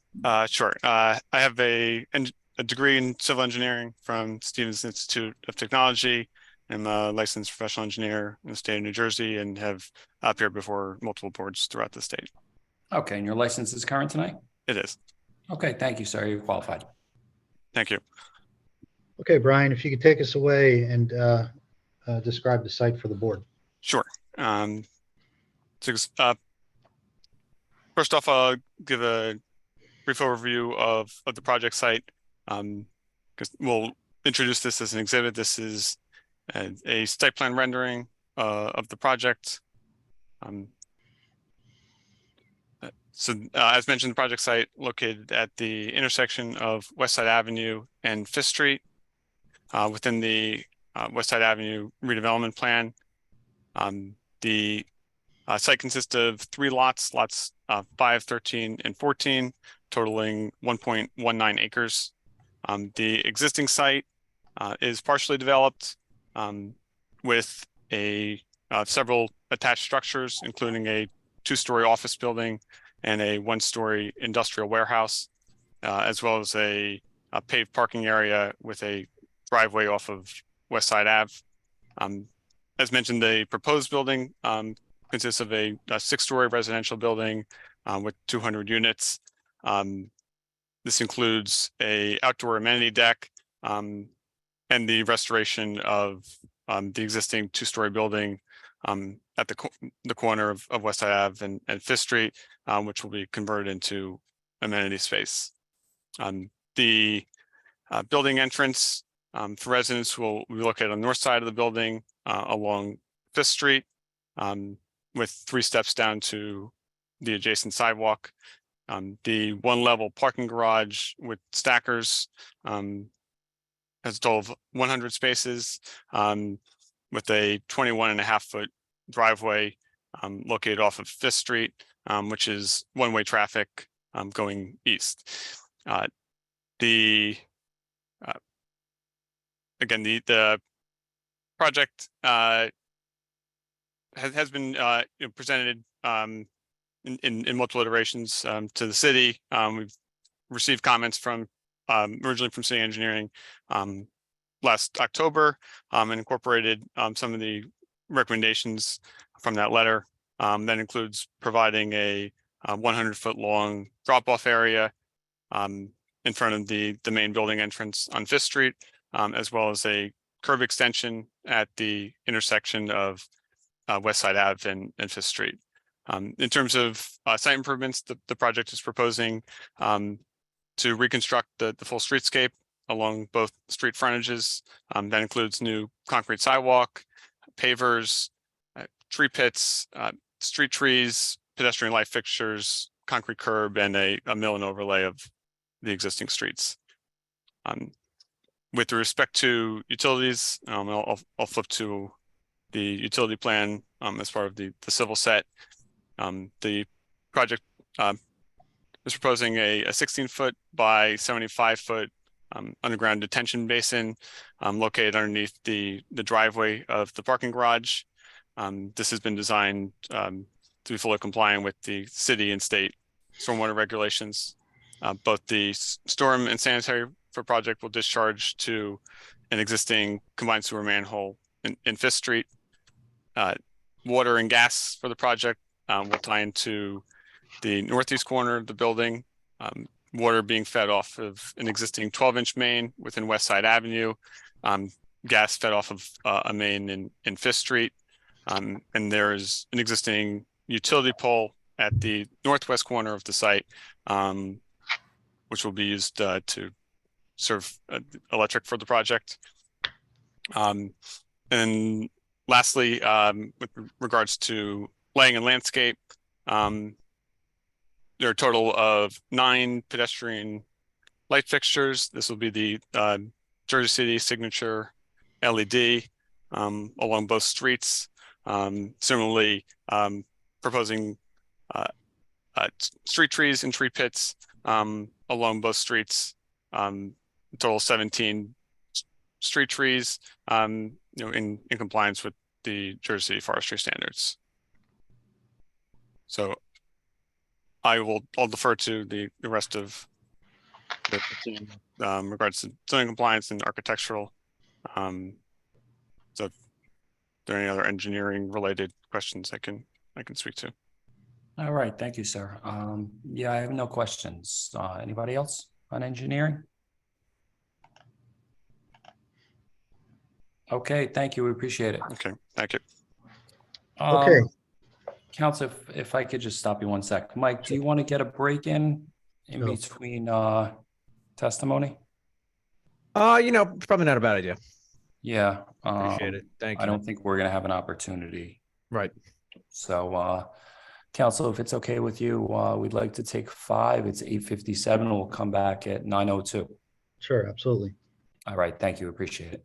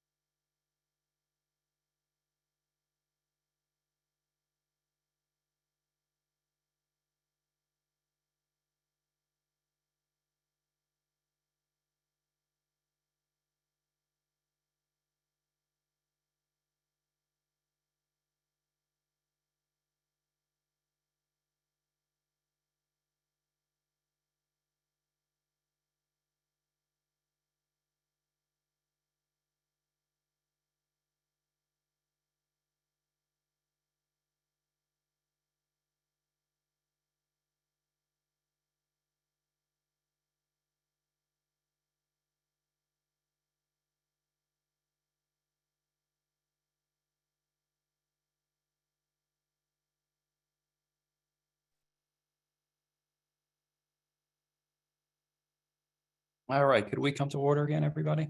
That's a quick 5 minutes.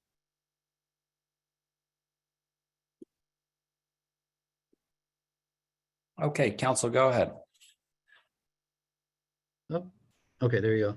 All right, so I'm going to continue with Mr. Weckerman, our architect, to bring you through the project. I will swear you in. Aye. You swear any testimony you give tonight is going to be the truth, the whole truth, and nothing but the truth? Yes, I do. And for the record, could you state and spell your name, please? Sure. It's William Weckenman, last name spelled Weckenmann. Mr. Thank you. Weckerman, good evening. Your license is current tonight? Yes, it is. Okay, thank you. You're qualified. Thank you very much. Okay, Will, take it away. Sure. Let me just pull up my screen here.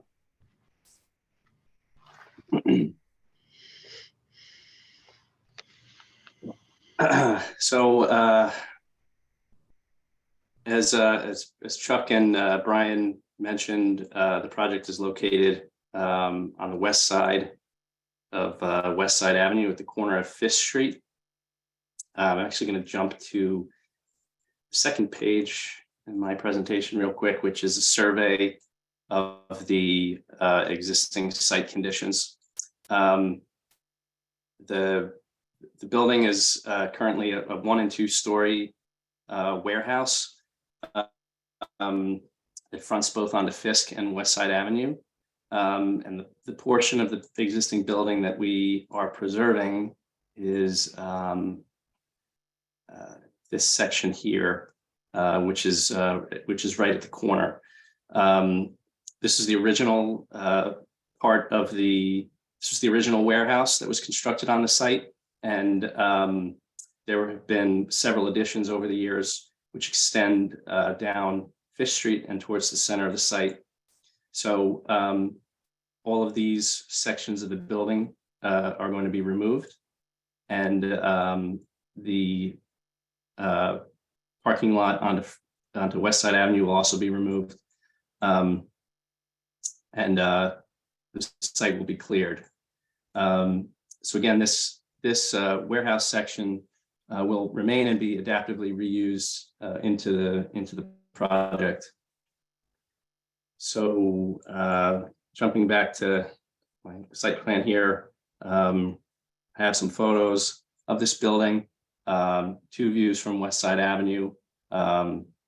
This one's at the corner of Fifth Street. So and then this final photo is further down the block onto Fisk. So these buildings, these sections of the building here will be removed, and then this original component will remain.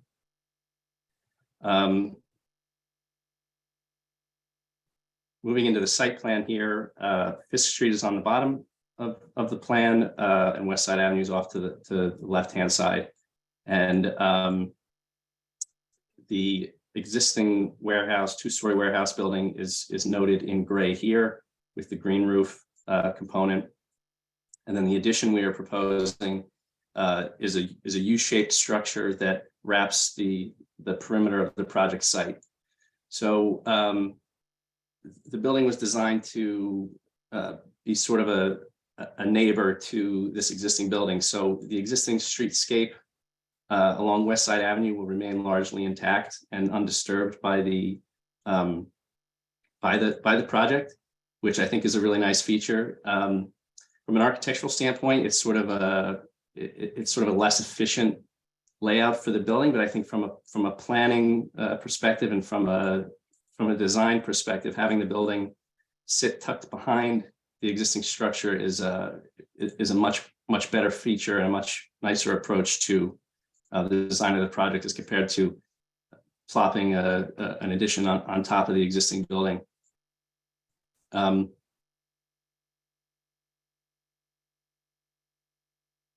So we have some drawing of the existing warehouse with what we're proposing with regards to removing some of the existing features. The building has a number of non-original windows, and it's covered in this sort of pebbly stucco material, which is just falling off in places. So all of that's going to be removed. All of the windows are going to be removed and replaced. and the existing concrete is going to be repaired. We also have some interior shots of the building, so you can get a sense of what a unique and interesting space this will be as part of the larger project. So it's actually we think a real asset and a real unique component to a project like this. Moving on to the floor plans, the existing building has a basement level which will be utilized as storage and utility space. We're not proposing a basement for the new addition. So it's fairly straightforward. We just have a very simple plan here of the existing building.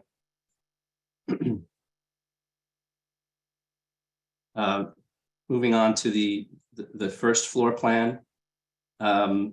We have all of the sort of public functions of the building designed along the perimeter of the building, both on Fish Street and West Side Avenue. So starting here from the corner, we're proposing a commercial amenity space for the existing warehouse building. We're also proposing a new barrier-free entrance to that, to this building at the southeast corner. And then we're also proposing a commercial amenity space immediately adjacent to the existing building fronting on West Side Avenue. And the thought is that this would be some kind of a cafe for the building or a co-working space, something that has a little bit more of a public program to it. Moving down Fifth Street, we have some additional amenity spaces. We have the building, the mailroom, the package room, as well as the building lobby. We felt it was important to have some activation along Fish Street. So that's why we have the main entrance to the building sort of towards the middle of the plan. Moving towards to the west, we have the garage entrance as well as our bike storage. And then we have the parking garage towards the center of the plan, as well as some of the support spaces towards the back part of the building. As Brian mentioned, we're proposing 100 spaces in this garage, which is a half a space per unit.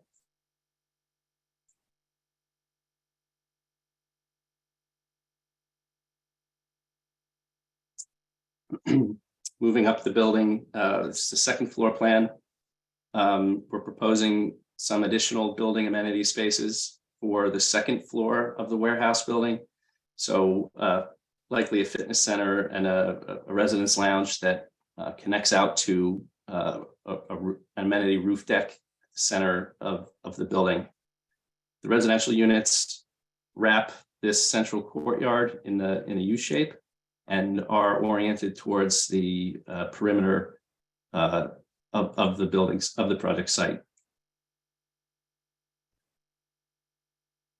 Floors 2 through 6 are roughly the same.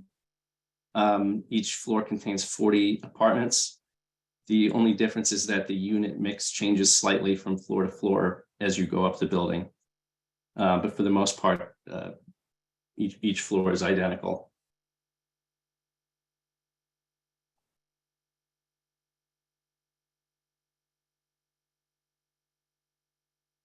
Then finally, we have a roof plan here.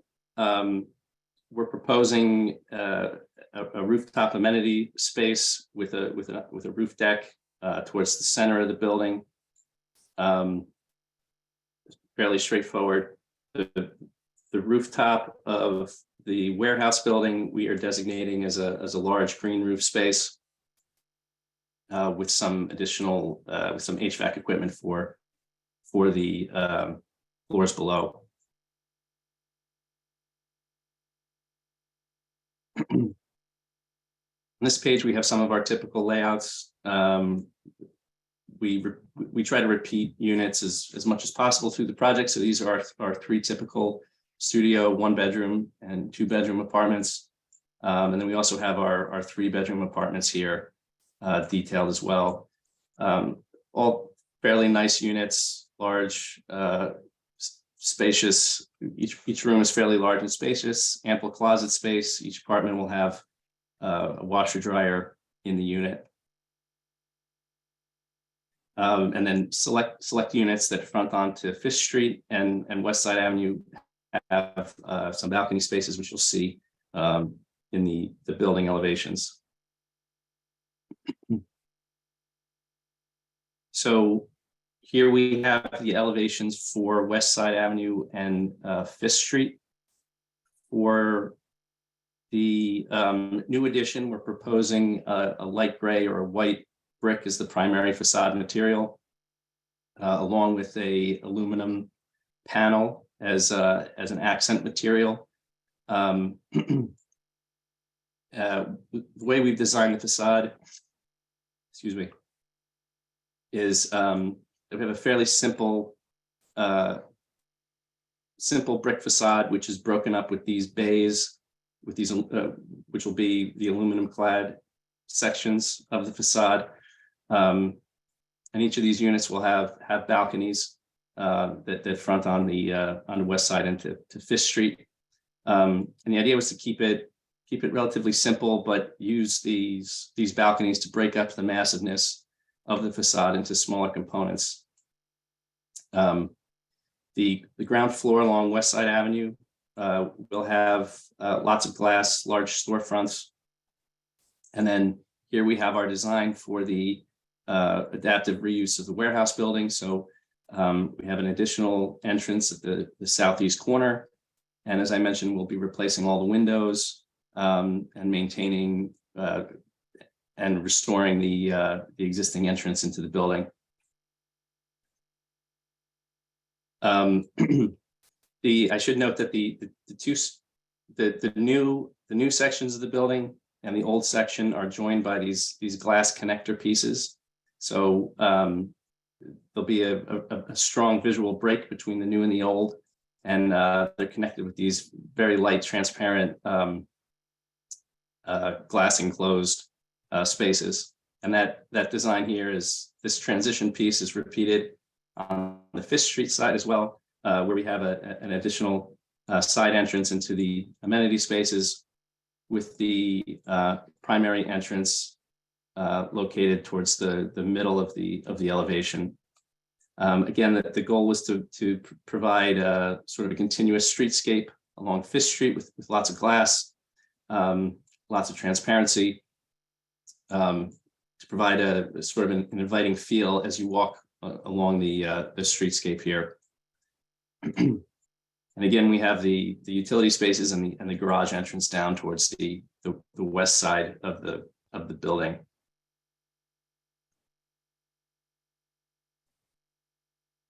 Moving around to the side and the rear elevations, we do continue the main design language around the corners of the building, and then we transition to a stucco material for the side and the rear elevations that are closer to the property lines. So this is the side that is off of Fifth Street here, and then this side here is the side which is adjacent to the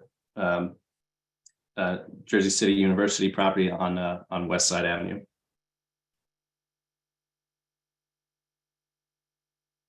Here we have some enlarged elevations of the courtyard. Again, fairly straightforward. That same design language from the side elevations is repeated on the interior of the courtyard. And then we have the connection to the second floor amenity spaces detailed here below.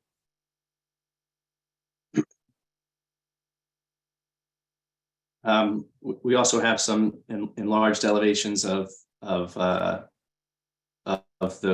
the warehouse building, just detailing in greater specifics what we're proposing with regards to the restoration. Fairly straightforward. And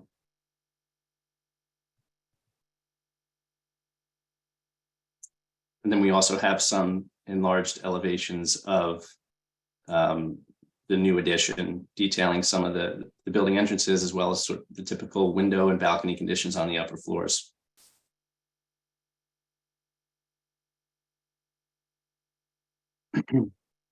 This slide shows our sun study. I think this is fairly straightforward.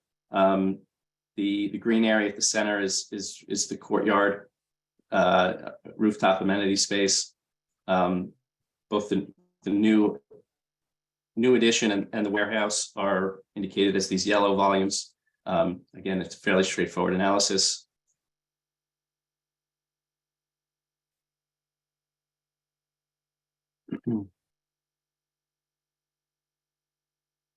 Finally, we have some details on the material selections. Again, this is the white, the grayish face brick that we're proposing, along with the aluminum accent panels for the West Side Avenue and Fifth Street elevations, as well as the stucco for the side and rear elevations. I don't believe I'd like to enter this as an exhibit. Sheets A302 and A303. Okay, and this would be A2.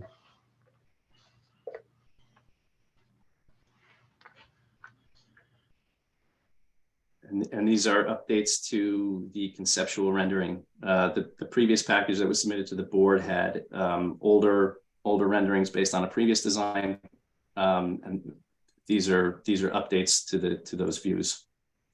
Does it have a new date, sir?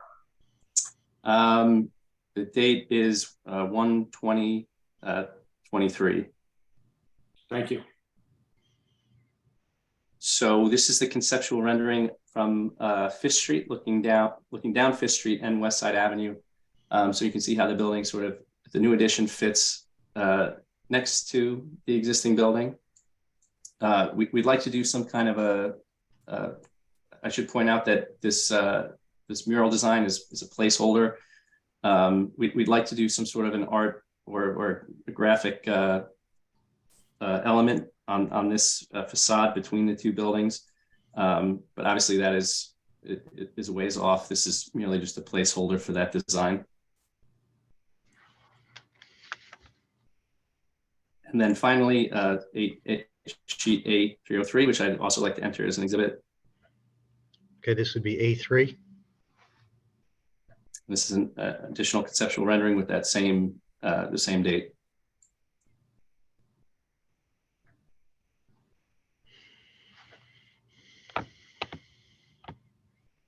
And this is just an updated view of the addition along West Side Avenue.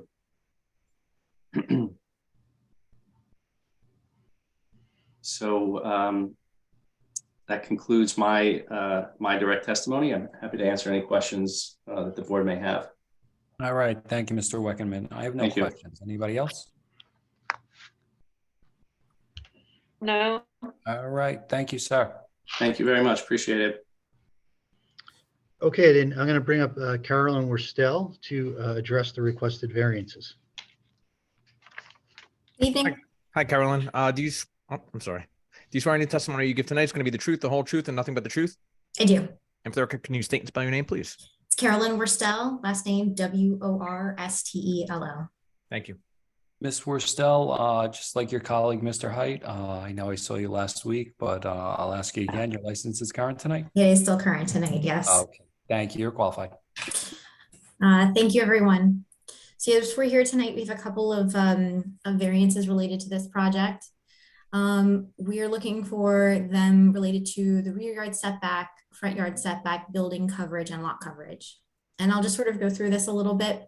So this project site's in the West Side Avenue redevelopment area, and the project site is split zone between the Loft Residential District and the Residential District. Under the redevelopment plan, property in the LRD, the Loft Residential District, can be developed under the standards of the R District, and that is what we're trying to do here. And that sort of created a little bit of a twist specifically for that front yard setback that I wanted to go through and make sure the board understood. Additionally, as was previously mentioned, this project has applied for 200 units under the Affordable Housing Overlay. Consistent with the AHO, the project's providing 20 affordable units. And by applying under the AHO, density and parking standards applicable under the redevelopment plan are no longer applicable to this application. So with regard to the variances requested, I want to go through that front yard where the front yard setback is 10 feet. So in the LRD, that district of the plan envisioned maintaining, the existing building.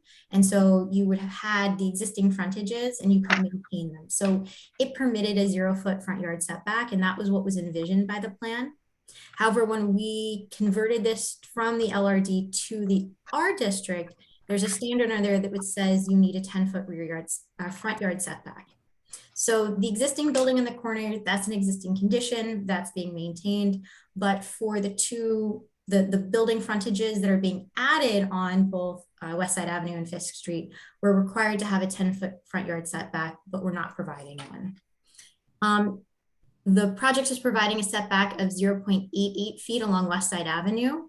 And this is designed to provide a consistent setback with the existing structure on the corner, which is going to be maintained and proposed to be adaptively reused as part of the development. The ground floor spaces in both new and old buildings along this frontage are looking to be commercial amenity spaces. And the benefits of providing, maintaining that setback at the 0.88 feet provides a consistent commercial street frontage on West Side Avenue, which outweighs the detriment of setback variance. Along Fifth Street, the setback varies from 2.82 feet for the existing structure to about 5 feet for 5 feet for the new construction. The residential lobby and amenity spaces are further buffered by a 5-foot deep planting bed, which provides separation from the sidewalk. So this proposed setback provides an increase compared with the existing setback along where the building is today, along portions of lot 13 and 14 frontages. And it just sort of continues that character of the street, which has it closer to the lot line than the 10 feet, but still provides that additional buffer by providing the setback and the landscaping. The rear yard setback variance, there's a requirement of 25 feet. Under the revised LDO on a corner lot, you would typically have a rear yard point at the southeast corner of this property. But this project site's a little bit of an irregularly shaped lot. So typically the intent is to provide a rear yard setback on a corner lot is to really preserve sort of that donut hole of open space on the interior of the block and to provide light and air to adjacent buildings.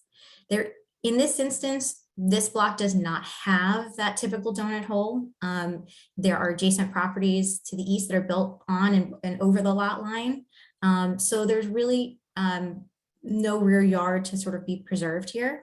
So the project is providing setbacks, which would be compliant side yard setbacks under the redevelopment plan, which preserve adequate light and air to the adjacent buildings. Looking at the building and lot coverage, the maximum building coverage is 70% and maximum lot coverage permitted is 85%. And we're providing a building coverage of 88.3% and a lot coverage of 95.4%.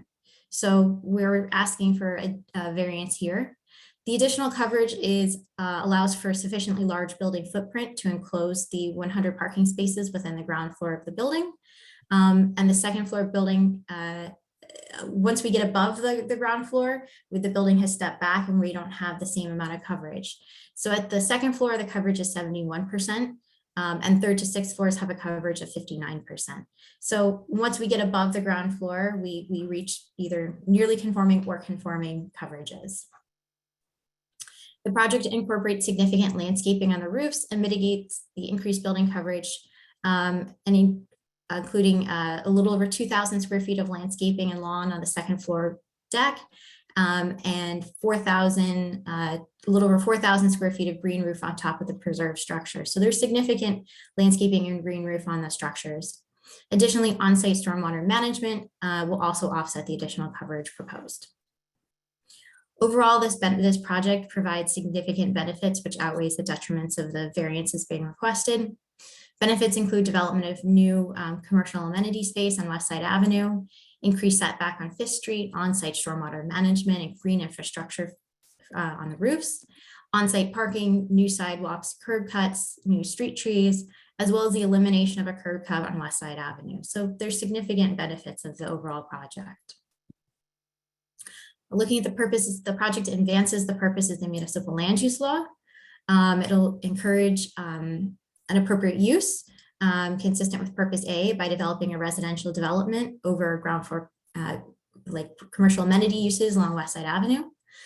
Provide sufficient space and appropriate location for residential and commercial amenity uses consistent with purpose G, and will promote a desirable and visual environment consistent with purpose I by adaptively using the existing industrial building at the corner, as well as incorporating it into the overall design. When looking at the negative criteria, the project will not result in a substantial detriment to the general welfare. Project is eliminating the curb cut on West Side Avenue, which will be infilled with new building, provide new sort of commercial amenity spaces, and increase the walkability and viability of the corridor as a whole. We're adaptively using an existing industrial structure at the corner of West Side Avenue and 5th Street with new use, and we're providing new street trees, new sidewalks, and providing off-street parking. Project will not result in a substantial impairment to the intent and purpose of the zone plan or zoning ordinance. Project advances multiple goals and purposes of the West Side Avenue redevelopment plan. It provides a significant opportunity for residential and commercial development, and promotes the principles of a transit village by providing a variety of housing choices and conveniently located commercial uses, minimizing automotive use by encouraging reduced parking and creating pedestrian-friendly streets. The project also advances goals of the city's master plan by providing new affordable housing through the application of the affordable housing overlay. So overall, I believe that this project can be granted and that it meets most the positive and negative criteria.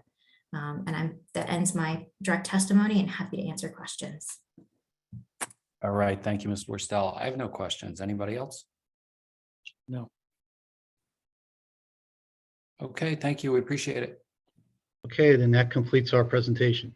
All right, thank you, council. At this time, let's open it up for public comment. Anybody from the public, if you'd like to comment on this application, please raise your hand. And if you're calling in, you press *9 to raise your hand. Mr. Chair, I Chairman. see no public. I move to close the public. Second. Okay, motion is made and seconded. Public is closed.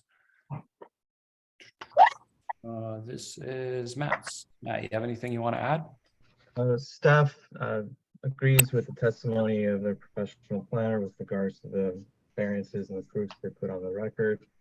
This application is electing to use the affordable housing overlay, and they've testified that they will comply with those requirements. This project is interesting in the fact that it does have an adaptive reuse component and a preservation component.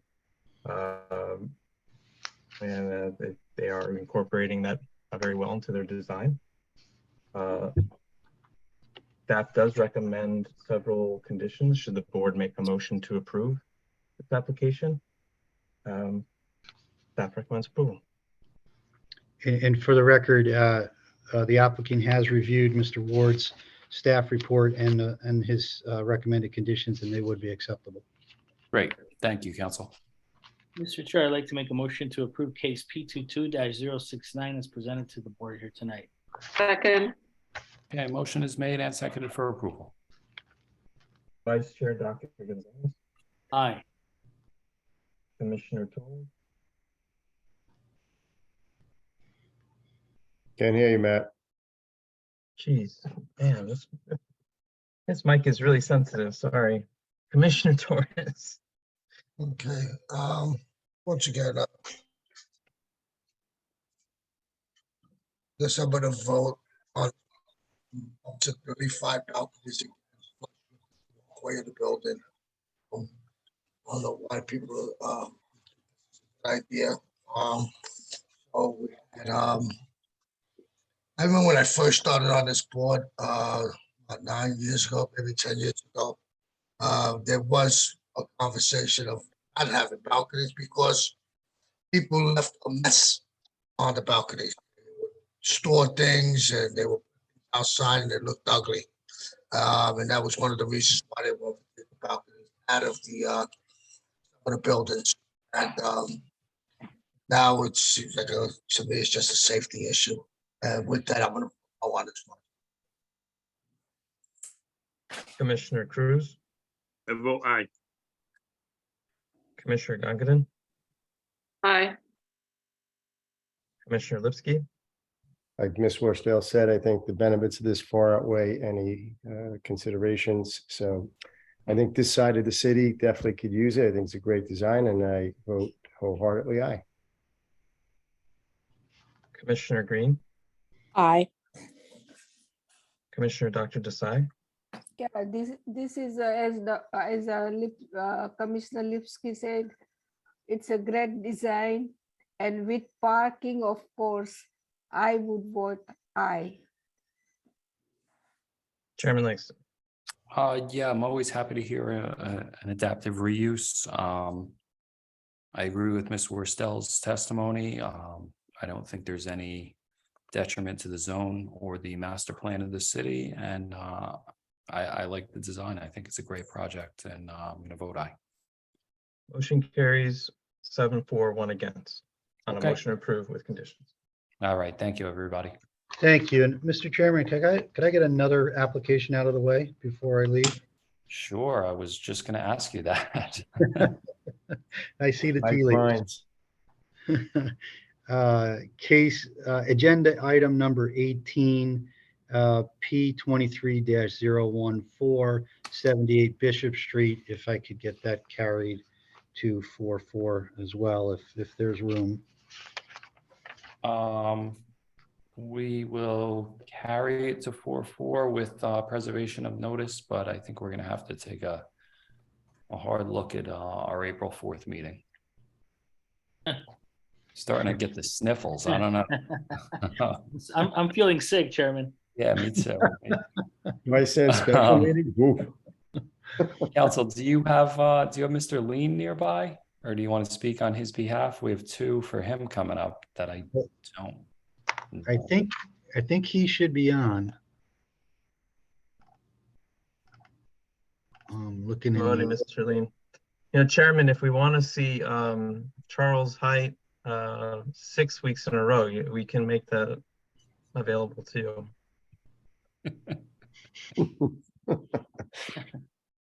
Speechless. I'm speechless on that. It's going to sound like an ultra marathon. Ooh.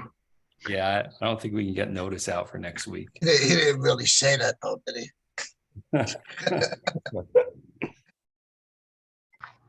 Good evening, Chairman, Commissioners. Council, good evening. I know I have two for you left. If you want to hang in there on one of them, I highly doubt we get to number 16. I am gonna hang around for at least 16, which is 179 Academy, because it should only take about 2 or 3 minutes. The other one is a little bit more complicated, so I don't think we're going to get to that one tonight. So I would agree to adjourn to a date certain. It is an amendment, and we have been waiting around for a few months. I know you can't promise me anything on the 4th, but I would be asked to be put on that date. Okay, you got it. So we're going to call case P22-201 as a preliminary and final major site plan amendment for 179 Academy Street. We're going to carry that to a date of April 4th with preservation of notice. No, Chairman, I apologize. 179 is the one I would like to wait around for tonight. The High Street, 39 High Street would be the one I asked to be carried. Okay, you got it. So let's call case P22-202 as a preliminary and final major site plan amendment for 39 High Street. We're going to carry that to April 4th with preservation of notice. And Chairman, I'll just put on the record, if we get to 10 o'clock and I haven't been called, I will agree to carry the application for 179 Academy. All right, thank you, Council. We'll do our best for you. Thank you so much. All right, we do have one more. We have a conditional use for Congress Street. Promoting Frank.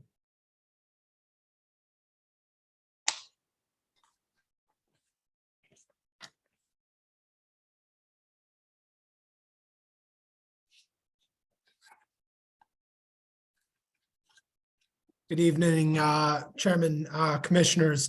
In the same vein as Mr. Lean, I'll hang around a bit.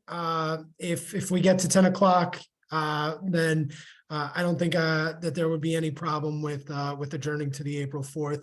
I do want to just put on the record, obviously, I know that, you can't promise anything as well, but we would ask that, we try to be close to the top on the 4th if possible. Okay, thank you, council. We'll do what we can do for you. Thank you. All right. So I think that covers us, so we can get back on the agenda. Let's call case P22-159 is a preliminary and final major site plan with C variances for 145 Industrial Drive, 2 to 54 and 56 to 68 Harbor Drive. Morning, Lauren.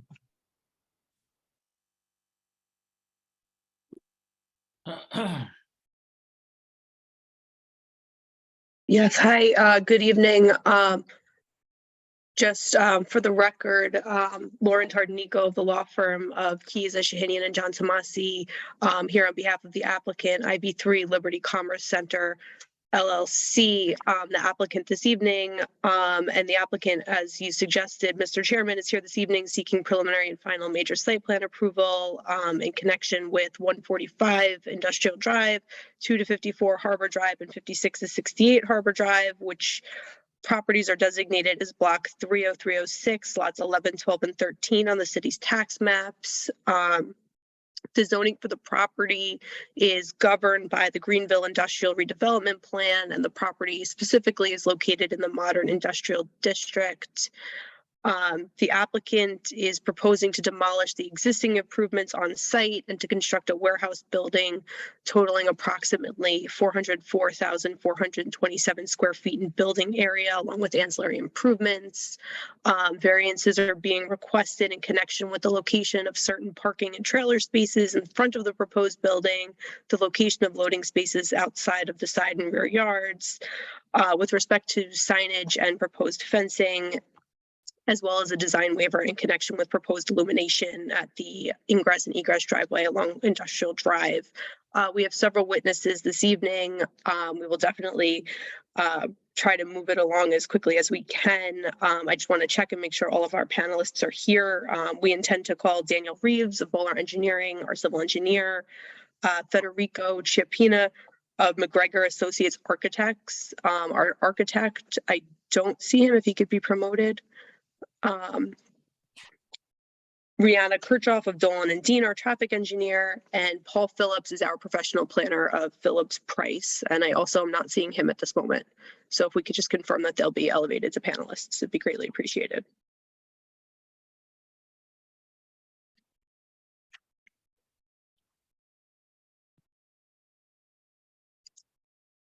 And while we wait for that to happen, Mr. Lampe, if I could, before we begin, as several of the other applications had noted as well, our application was originally scheduled for a hearing on February 7th, and the applicant published and mailed the appropriately notices in advance of that hearing date. That hearing was adjourned on that date and several subsequent dates with preservation of our notice. But our affidavit of publication and service was submitted to the board, and with your permission, we'd like to mark that as A1. Thank you, Council Chairman. I am in receipt of the affidavit of publication, proof of mailing with respect to the application. Council is absolutely correct. The notice was published for the February 7th hearing date, and it's been carried with the preservation of that notice through this evening. We can mark it as A1 for purposes of the record. All right, thank you, council. Thank you. And if the board has no questions of me, we'd like to begin with our first witness, Mr. Reeves of Bowler Engineering. Great, thank you, council. Go ahead. Hi, Daniel. I'll swear in. You can raise your right hand. Do you swear any testimony you give tonight is going to be the truth, the whole truth, and nothing but the truth? I do. And for the record, can you state and spell your name, please? Sure. Daniel Reeves, Reeves. Thank you. From Bowler Engineering. Mr. Reeves, good evening. We've qualified you in the past. Your license is current tonight? Yes, it's been a couple of years. It's nice to see you all. Good evening. And yes, my license is in good standing. Okay, thank you. You're qualified. Thank you, much appreciated. Mr. Reeves, if you could start by acclimating the board with the site and the surrounding conditions. Absolutely. Before I get started, I would like to mark, if I'll share my screen here. And everyone can see my Give you the screen. petitions. We can, yes. Poor Reg. Okay, can everyone see my screen? Yes, Yes, we can. Thank you. What you're seeing here, that I do have a four-page PDF that was submitted to the board. However, there were a couple minor edits this afternoon to address some typographical, typos on a couple of them. So if you'd like to mark this as A2, that'd be great to proceed, if that's okay. so Mr. Reeves, let's mark it as A2. Did you put a revision date on those sheets? No, it's not. The date is still February 1st, 2023. All four sheets of this package are all dated the same. All right, so just at the conclusion of the hearing through council, we can get those submitted to us and council with all the witnesses. If they're going to do slides similar to Mr. Reeves, we can mark them in continuous number. This will be A2, it'll be 4 sheets, A3, et cetera, et cetera. Understood, thank you. Wonderful. Thank you, everybody. As council has already noted, the property is known as 145 Industrial Drive, 2 through 54 and 56 through 58 Harbor Drive, block 30306, lots 11, 12, and 13. The total area of the site is approximately 892,000 square feet or 20.48 acres. The site is within the modern industrial district of the Greenville Industrial Redevelopment Plan, where a warehouse is a permitted use. What you're seeing here on the screen is a current aerial with the properties, the 3 lots of the property identified in yellow.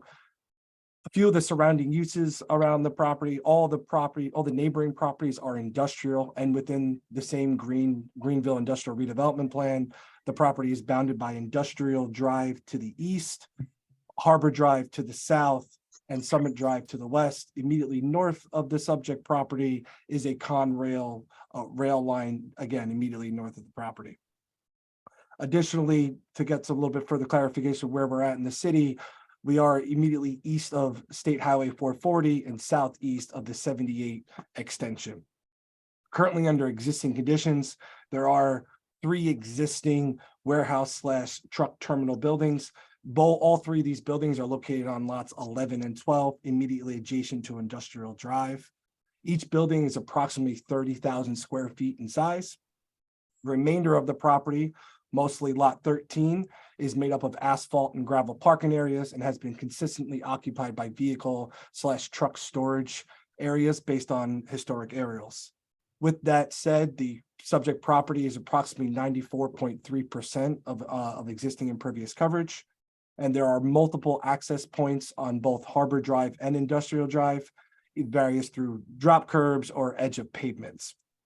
One thing that I would like to note under existing conditions is that the loading and parking essentially occurs in the Harbor Drive right-of-way for the southernmost building. As you can see, the building is situated almost immediately almost immediately on the right-of-way line.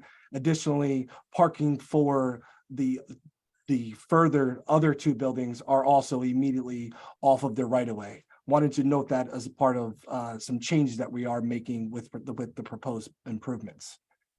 I will then switch to our proposed development plan here. This is the site plan that was submitted to the board. What we did is overlay the proposed landscaping, as you can see in here, as well as added some color to kind of help beautify this the plan here to see what it would potentially look like under proposed conditions. Two things I wanted to note before getting to the star of the show of the proposed building is there are 2 existing easements that traverse the property, one being a 50-foot wide gas easement for the Enbridge pipeline, which is a 30-inch high pressure pipeline that does traverse through the site and ultimately feed New York City. That is shown here in green. It comes off of the Summit Drive turns, and then ultimately exits our property and crosses under Harbor Drive. Additionally, in orange, as you see here, there is a 20-foot wide Passaic Valley Sewage Commission for a deep trunk sewer that also we are respecting as part of the proposed improvements.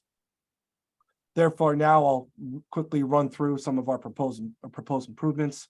What we're here tonight for is, as council previously mentioned, is for a approximately 404,000 square foot warehouse. Just under 392,000 square feet will be a single story warehouse, and then there is approximately 37,000 square feet of office. There are 2 offices proposed as part of this design currently. The primary office will be on the lower left-hand corner here. Both offices are anticipated for a 3-story that'll help overlook the proposed loading dock, as you can see here on the screen. As mentioned, there are 69 loading spaces on the southern portion of the building. And then the drive-in doors, as part of this typical application, are actually on the rear of the building. There'll be 4 sporadically located along the top portion of the building. There are also 103 trailer spaces that we are proposing as part of a typical industrial layout. These are immediately across the loading docks to provide that easy truck maneuvering for the site. In addition, there are 2 passenger vehicle parking areas, one along the west side of the site and an additional one off the east side. Again, both providing for ease to the both potential office locations.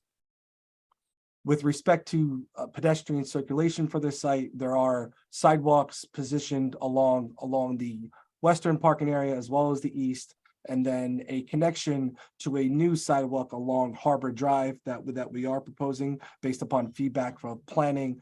The connection from the proposed use to that sidewalk is provided here along crossing the crosswalk and down our proposed driveway entrance. With that said, we are proposing 3 full access driveways. 2 of them will be off of Industrial Drive. The first one I'll note will be for basically truck circulation only, which is a 36-foot wide driveway that'll access the loading areas along the bottom here, and then a 24-foot wide driveway on the top portion that'll access the eastern parking area as well as the drive-in ramps and provide that full circulation around the building. The remaining access point will be along Harbor Drive, which is due west over here, and that would be most likely the main driveway access point. This is due to nature with the typical industrial development that tractor trailers typically like to enter the loading area on the driver's side, allowing for an easier turning movement to back into the loading dock. So we do anticipate majority of the turning movements for the truck traffic will be coming down Harbor Drive into our site, being able to maneuver in the truck court and then exiting either out Industrial or Harbor Drive, whichever is easier.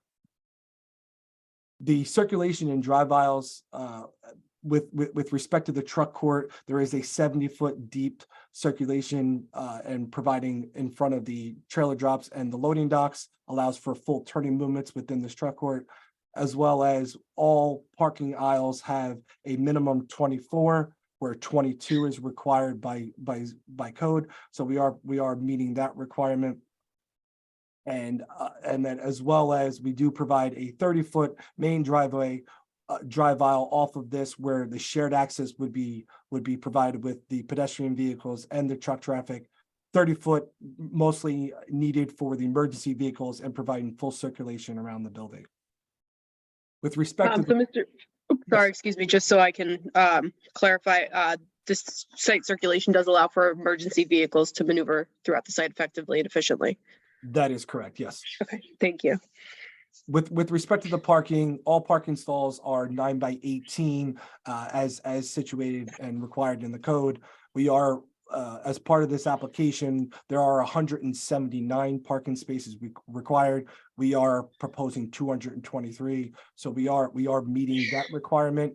Of a part of those 223 parking stalls, 7 of them will be ADA, and additionally 10 would be EV ready Those have been positioned in the western parking area immediately adjacent to the office.